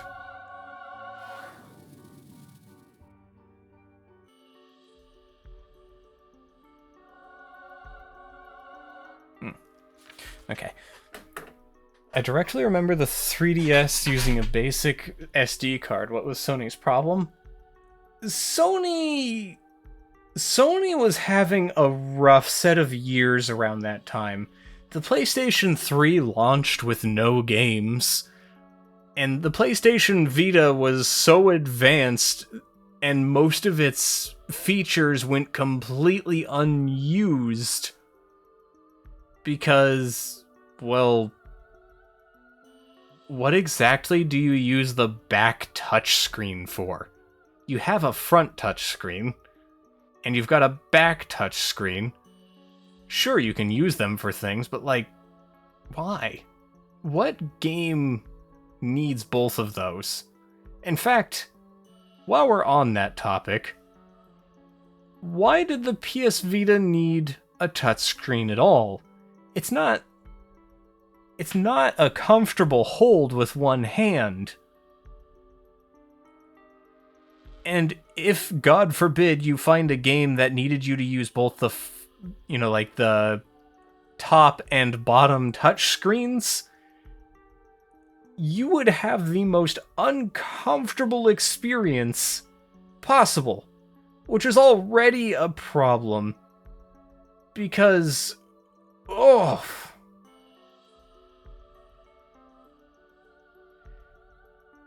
like, the PlayStation Vita was not comfortable to hold in general. Sega Saturn was announced at an event to cost $399, and later Sony had an announcement about the PlayStation at the same event, and the official guy walked up to the mic and just went $299, then immediately walked off, and the whole crowd lost it. Yeah, that's pretty... I think I know the moment you're talking about. Unused? You mean PlayStation 2 and pressure-sensitive buttons? I don't know about unused for that. Those pressure-sensitive buttons were used extensively in racing games. Like, a great example, actually. Need for Speed Underground. Or whatever it was. I have the disc, hold on. Like, I've got it right around here in the back. It's in one of these PlayStation 2. I really do need to buy another PlayStation 2 at some point, because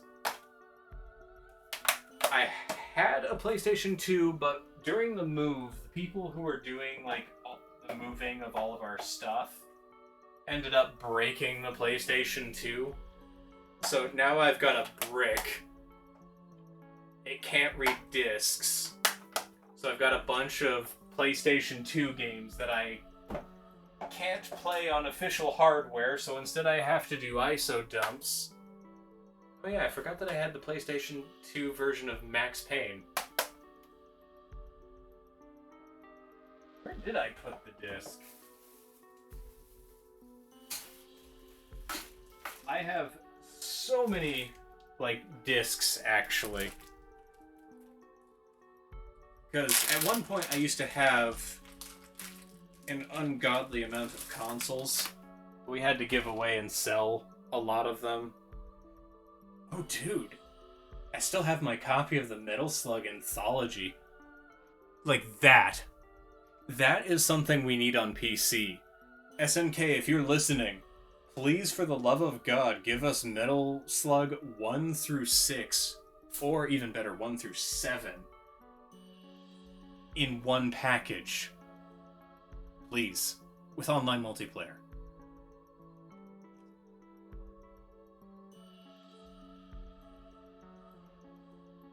Oh god, I forgot that I bought Castlevania Judgment. Oh, there's Smash Bros. Brawl. I have a lot of Wii games in this lineup of discs. Star Wars The Force Unleashed. Medal of Honor Heroes. I don't remember buying this. This must have been a brother purchase. Oh, My Sims Kingdom.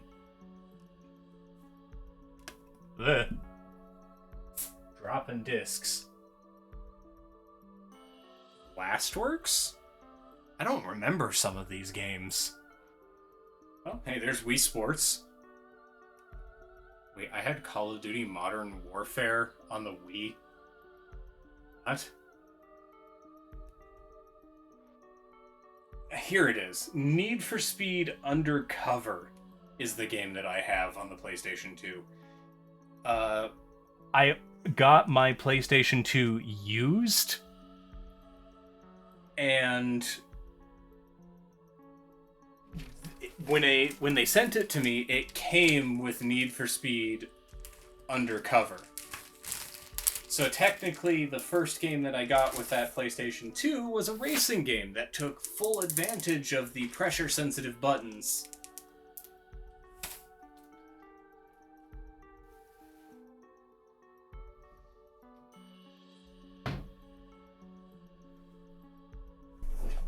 Okay. And actually, a few games I have on the PlayStation 2 utilized those pressure-sensitive buttons. I personally am under the impression that it is a thing we need to return, because you have no idea how many times I would like to be holding A when, like, driving something in, like, Mario Kart or whatever, and have it be pressure sensitive as opposed to, you know, having to, you know, rapidly touch. Favorite gaming innovation is motion control aiming. I think personally my favorite is, like, the state of modern VR. Like, it may not be perfect, but I still think that VR, as it is still really good. Because I have not played a game... Oh, hello, Stellar Deer. Hope you're having a nice day, and if not, I hope it gets better. To be fair, you have eye issues with VR, so that kind of hinders it with me. Yeah, I understand. And even then, I would also say that VR, as much as I like it, is still very much a you either like it or you don't kind of thing. Because it's not perfect. It still needs much more content. There's not enough games in VR right now.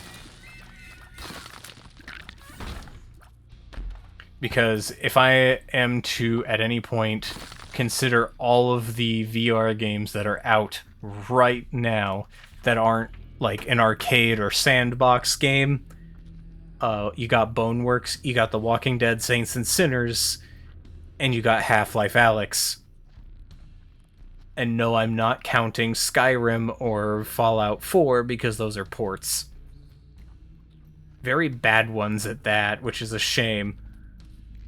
Because I feel like if Skyrim VR had a combat system closer to like Blade and Sorcery, I think that would have made it like the best. It is super cool, but like I always use motion control aiming, and it's something almost every game could use. Also, VR doesn't make me sick. It doesn't. I also tend not to get sick in general by like motion, stuff like that.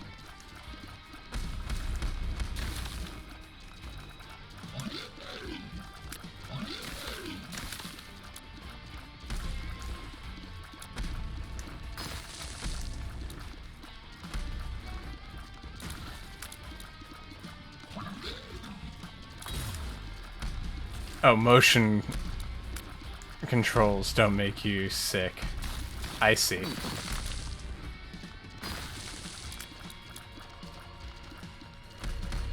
Yeah, I would say that I do like motion controls. I'm not particularly used to them, though. Because as nice as they are, I haven't given enough time to learning to use that.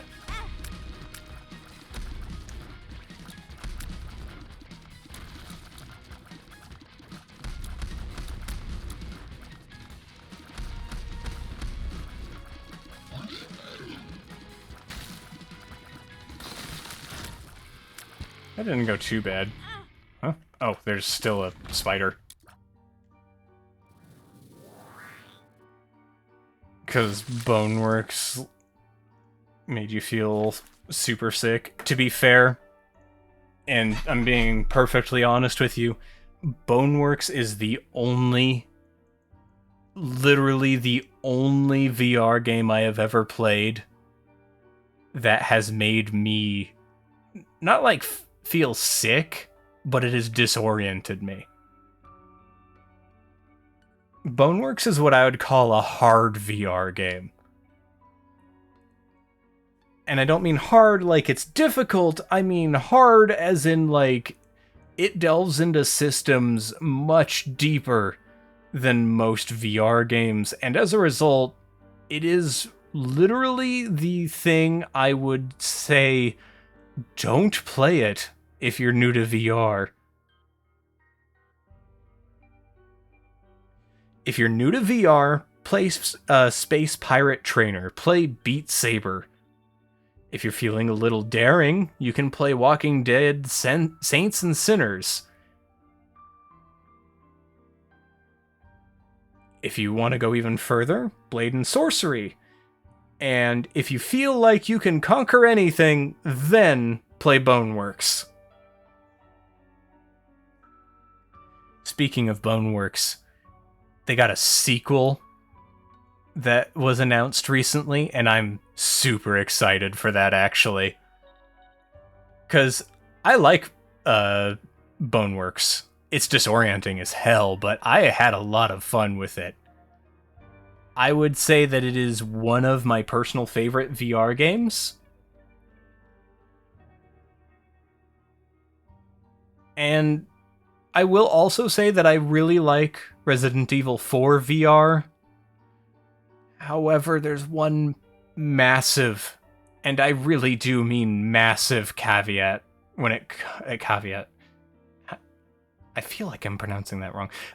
Regardless, Resident Evil 4 VR, I feel like should not under any circumstances, have been an Oculus Quest 2 exclusive. Because that just sucks. I have a Quest 2, and I still think that sucks.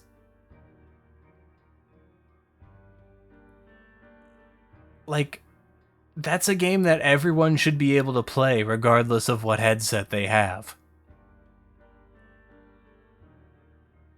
But we can't, because it's a Quest 2 exclusive. And also because it's a Quest 2 exclusive, it's also notoriously hard to record. Like, great example. If you try to record something with a Quest 2, you're either going to have horrendous audio quality, horrendous bit rate, the resolution's going to look awful, or the audio will desync. It's one of those, and it all depends on how you try to record it.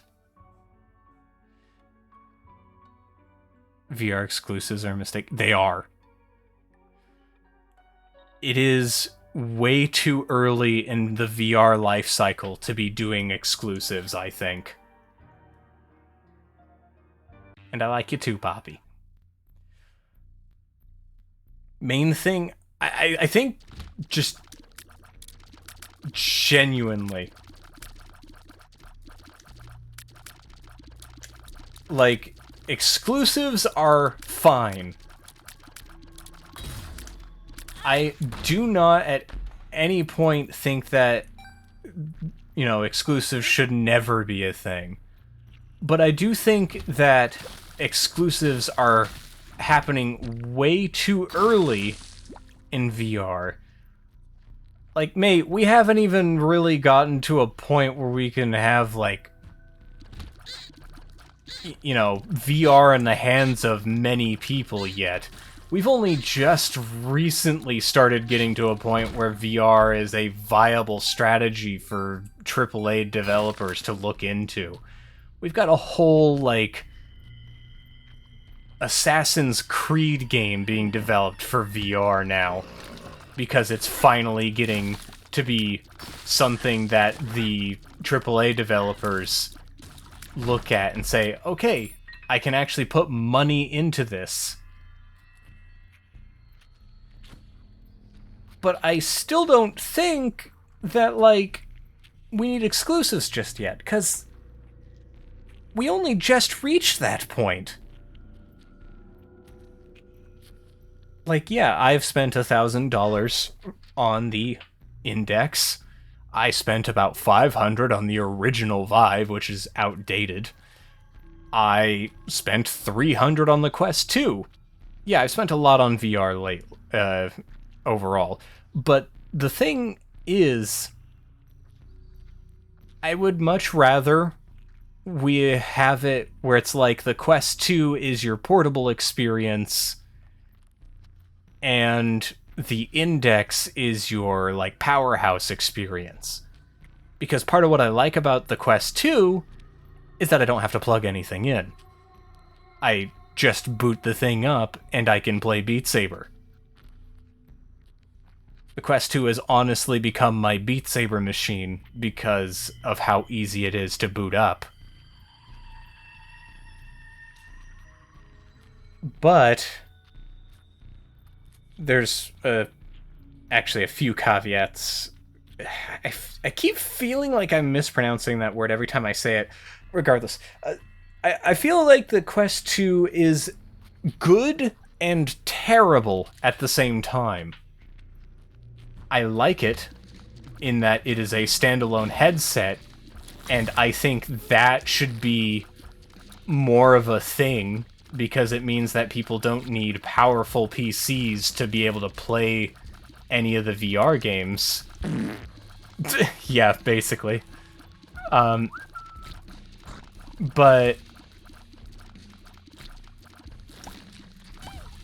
like, standalone VR is nice in that it allows you to play VR games without having to have a powerful PC, which is the thing a lot of people don't have.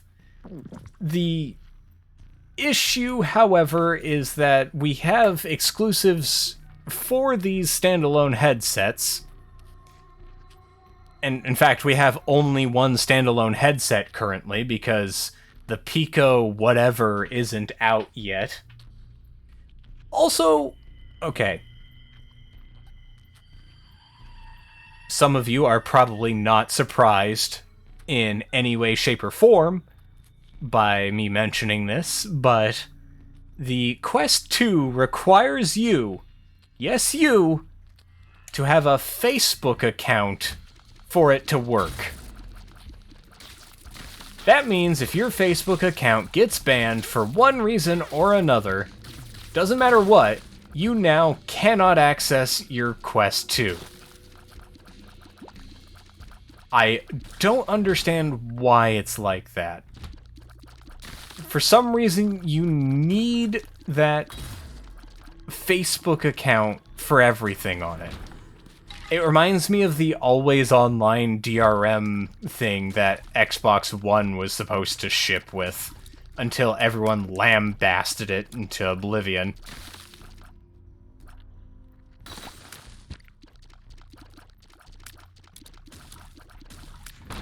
Like, I'm going to be perfectly honest. Oh, that was weird. Reconnected the chat. Dehydrate. Oh, some sip.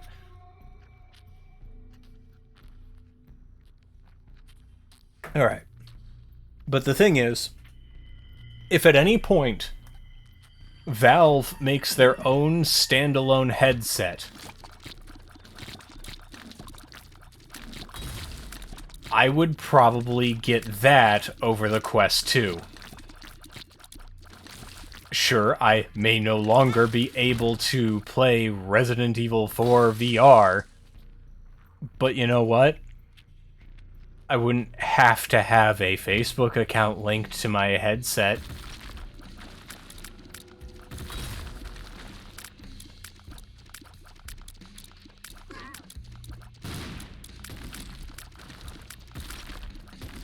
And I think that's a dumb requirement.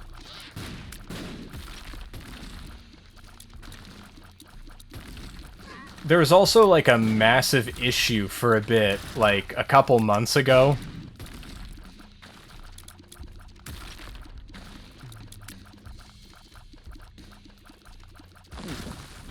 Because, like, essentially the Facebook services were having a massive outage, and as a result, anyone who, you know, purchased their games on the Quest 2 and, you know, were on around that time, suddenly found themselves unable to play the games that they paid for because of that server issue.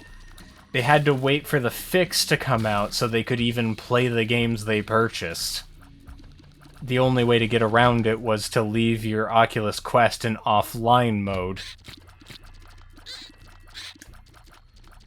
Of course, that's fixed now, but, like, seriously?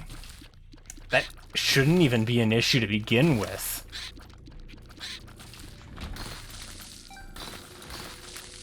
So mad can't do any more sound effects. Did you run out of points, or...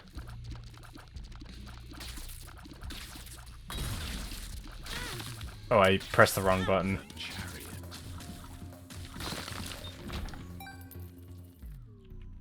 Just have it for registration.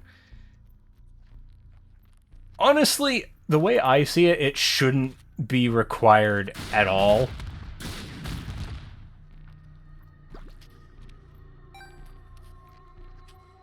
It says I already used it for every effect. Huh? I don't remember putting any limits on that.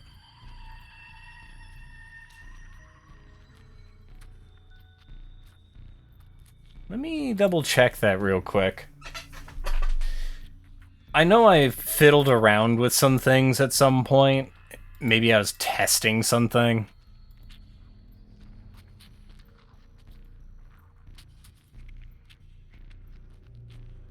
No, there's no limits for any of these.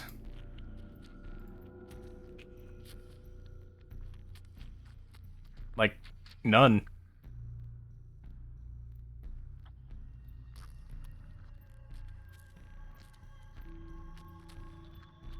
Huh.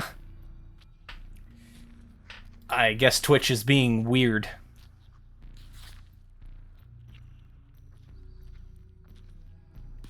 Yeah, refresh would probably be a smart idea.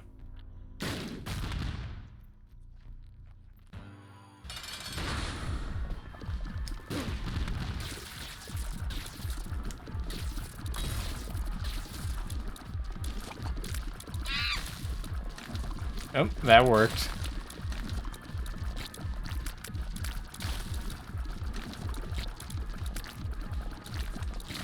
I don't remember these things spawning during the...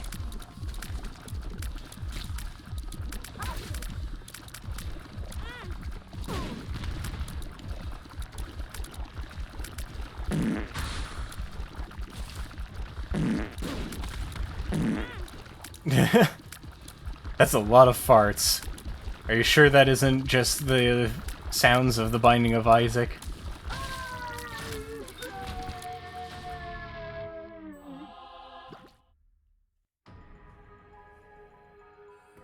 Well, I apparently dropped some frames during that time.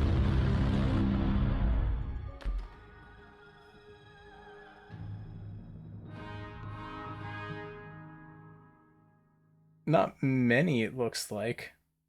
Like 30?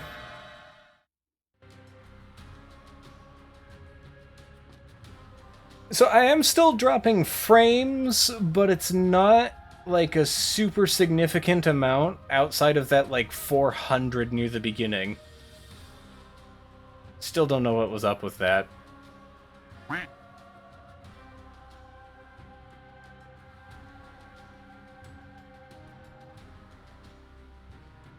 Yeah, it is good. If I stream again and it continues to be like this is tolerable. It's not perfect, but it's tolerable. It works. I'm happy with that.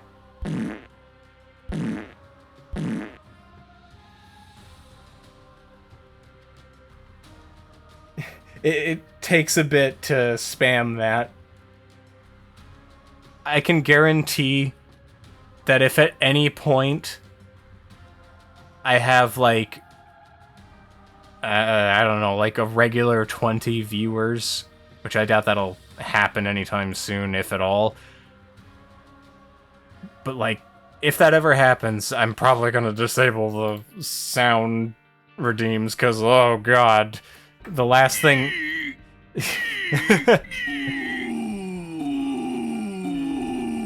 But like, the last thing I'm gonna want to hear is like, you know, I'm playing a game and all I hear is just...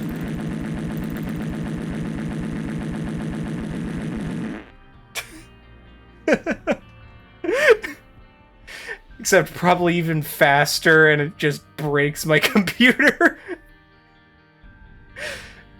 Because I've seen some bigger channels that have, you know, sound redeems. And almost always they have to put a limit on it. Because if they don't put a limit, all you hear is just... like that.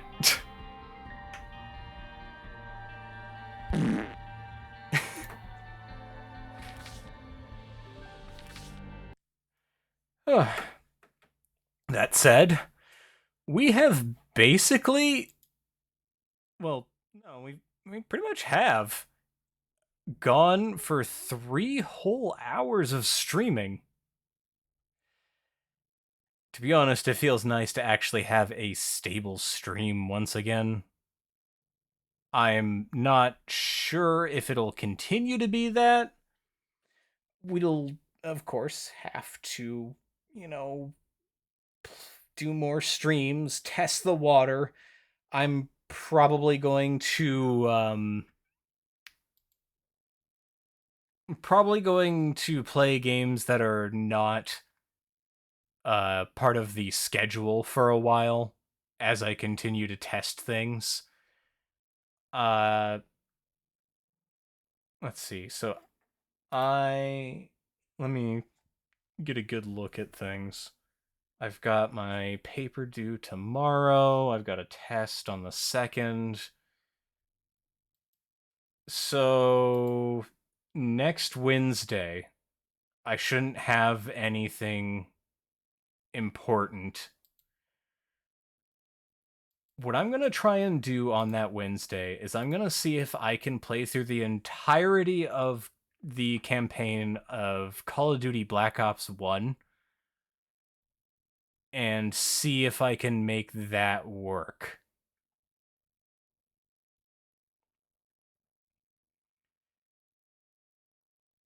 Because I remember really liking the campaign. I remember it being fairly short. And I think it would be a great test, like a strain on the internet. Because that way I can tell just how much my internet is affected by everything.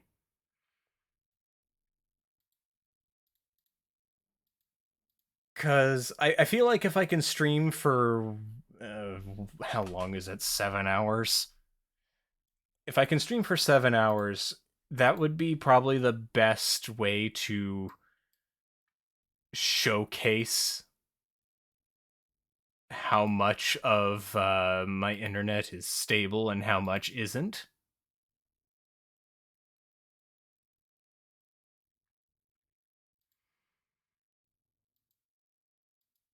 But yeah, it'll be something to test, because Lord knows.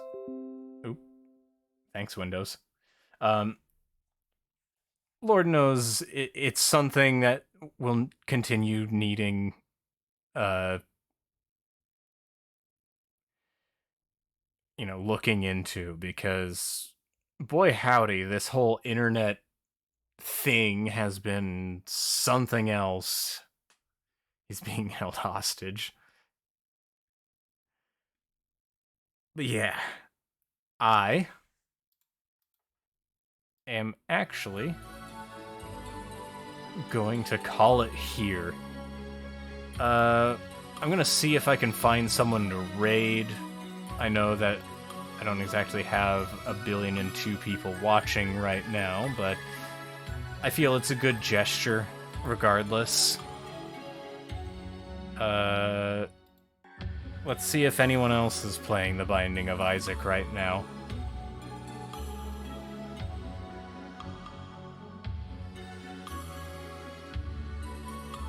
Not many.